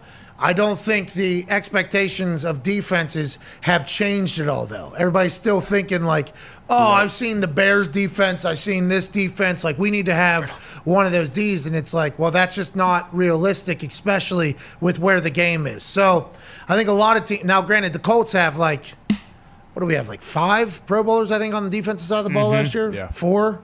Well, and now, too, when you added Gilmore, so that's another one. So there's a lot, I think 3, 4 maybe. I don't know. Whatever the case is, great defense, and they're going to give up shit. You know, like that's just going to happen. But expectations are always going to be high for people, especially when losses come. And the Chiefs, they experienced some L's early. Everybody was getting fingers pointed at them. But I thought the defense carried them for a bit last season. Yeah, because it was not when they played the Packers, because Jordan Love obviously played. Was that middle of the season they carried them? In that time period, yeah. Yeah, and it flipped like completely, right? Their offense was really good to start, and their defense stunk, and then their offense started to stink, and their defense got really good and kind of carried them the second half of the season into the playoffs. Because a lot of people, they were just making them go 12, 14 plays or whatever, and the Chiefs' offense was sputtering a little bit. And then they play the Raiders, and the Raiders' defense coordinator said, we're not going to do that. We're just going to single everybody up. And I think Tyreek went for like 200 that game. And then that was awesome. And that's what Tariq said, hey, let's read that guy. You know, and that's what everybody needs to say. That's right. Would you rather have in the bread basket or long bowl? How about rating the bread basket and I go 70 like I did against Buffalo? I fucking love his confidence. When's the next episode? I can't wait for it. Everything he said was clipped. Everything he said was clipped and good. He's got to know that. You know, the co-host, I don't know who he is. He seems to be asking good questions as well. Who is it? Is this Buddy or is it somebody? I think he's an like attorney. in the media. I don't know. We did a little research. We think it's an attorney, but we're not 100% sure. Not a lot of followers on the Twitter, so it was hard to figure out. We also tried to snoop around for Connor McDavid. He does have a brother named Chance, I believe. Chance McDavid. Cameron. Yeah, you get it. Calm McDavid. Calm McDavid. He looks similar to Connor, but not enough, I think. I might be wrong. It looks similar, but not enough, I don't believe, for the internet to, you know. What were you saying about there was a hockey player commenting about his sister? Yeah, so I woke up this morning and a couple hockey players were trending for off-ice things. And one was Mr. Blaze calling his sister sexy. Yeah. And on Instagram, he said, "You so sexy" or something like that on her Instagram a couple years back, and it just surfaced on the internet. And Connor McDavid was out with the lads last night. Out with the lads last night. Had quite a night. Had quite a few pints, it seemed like. We don't know if he's. By the way, he might be brokenhearted. He might be. Yeah, He might exactly. be single right now. Everybody's just claiming everything about What him. if it was his sister? Well, that would then hockey in a worse Yeah, spot. that'd be bad. In trouble. Yeah. 2 in 1 day. She did not look like a McDavid from the McDavids that we have seen, but we don't know the whole family tree. True. She was maybe guiding him home. Looked Could like be. it. Yeah. Yeah. In the whole entire group. The burial of his girlfriend's jackets through this. So McDavid's girlfriend or ex-girlfriend, we don't know, wakes up this morning, sees her boyfriend or ex-boyfriend trending with somebody else, and oh no, he's already. And then, boom, burial of something she worked really hard on as well. It was a tough morning for her. Looks like she's just super supportive out there too, but who knows how their relationship. The real miracle is that someone actually recognized Connor McDavid out in the streets. I had to be in Canada, right? I would assume so. Fucking in Edmonton, downtown Edmonton. Hope everybody's. Hope Connor's happy. Hope everybody's happy. Yeah. I think Paul has said that downtown Edmonton's the place to go in Canada. Yeah, it's jumping.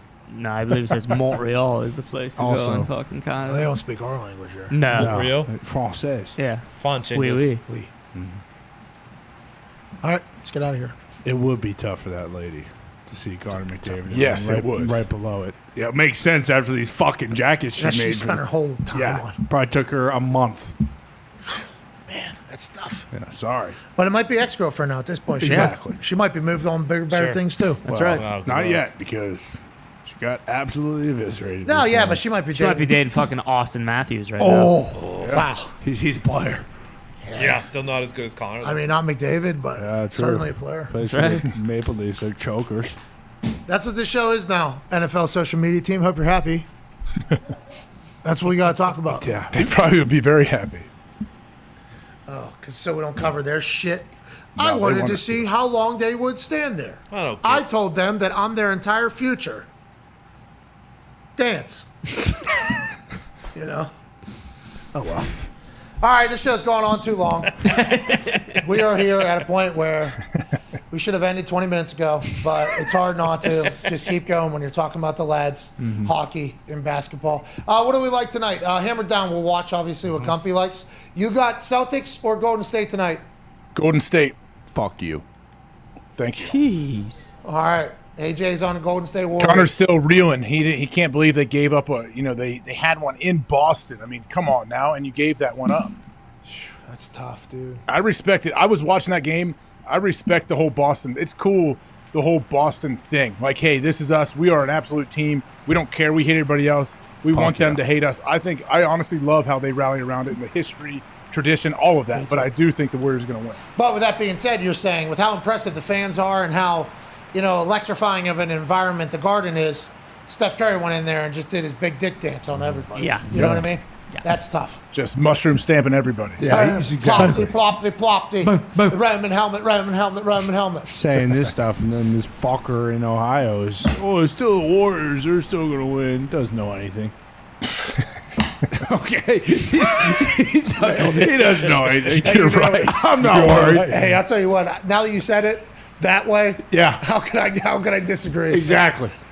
How about Dick Rickle telling me that? That was genius. Oh, shit. Okay. Figured it out.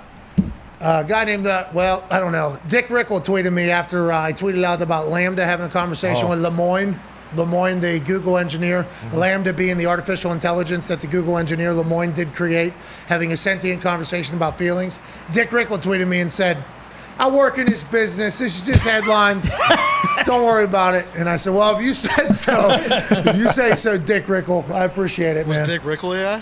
What's that? Was Dick Rickle AI? We'll see. Possible. That was Lambda. Oh my God.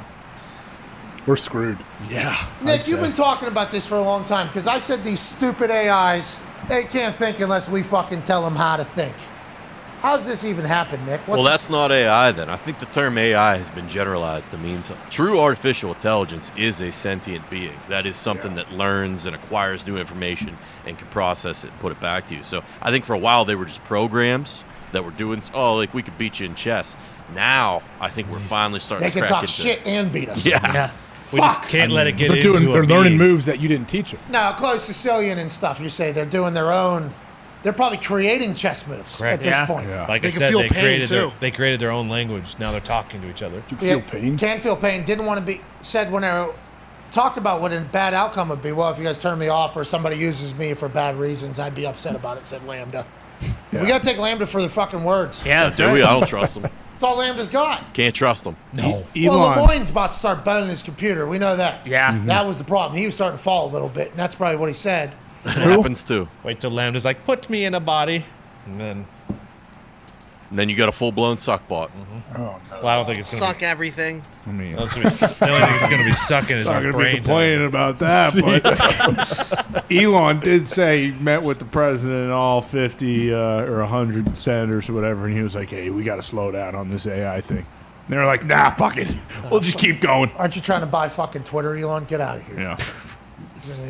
Go tweet it, Elon. We don't need to hear about it. It does feel like we're doing a lot of stuff that has been warned against us for a long time, right? Oh, yeah. Doesn't it? Oh, yeah. Feels like we're really stretching the boundaries. Kind of teetering on the edge. All the shit that we've said, like, shouldn't do. We're doing it. Shouldn't do this. Gotta do it. It feels like that's happening in a lot of places. That's why it's a great time to be in sports. Shame we can't talk about the NFL. The one storyline in JP. JWD? JPWD. Jurassic World Dominion? JWD. Here we go. That one storyline is real. The Locust? Mm-hmm. No, that was a whole other thing that Locust became the focal point of a dinosaur movie. Do a little read. Tony's talking about the wheat, I believe. The wheat. Oh. And it's Remember? an inside job. Yeah, talked about this last week. Yeah, start buying bread. We got recession. We got recessions. We got a world hunger strike. I mean, fucking buckle up. Gas prices. AI's getting sentient. Yeah. All right, we'll talk sports tomorrow. No football, though. See who's going to win the NL East and the MLB. Man, can't wait to talk about this goddamn Golden State Celtics game tomorrow. That's right, me too. Feels like the whole world's burning around us, but 29,000 people. Yeah, enough. We need to do our part and end the show. All right, 29,000 people need to go. All right, look at sports stuff. Yeah. Celtics. Go see Jurassic World. Well, at home. Actually, take a bootleg version. They fucking mailed it in on you. You mail it in on them. All right, that's the end of the day. See you tomorrow. Goodbye.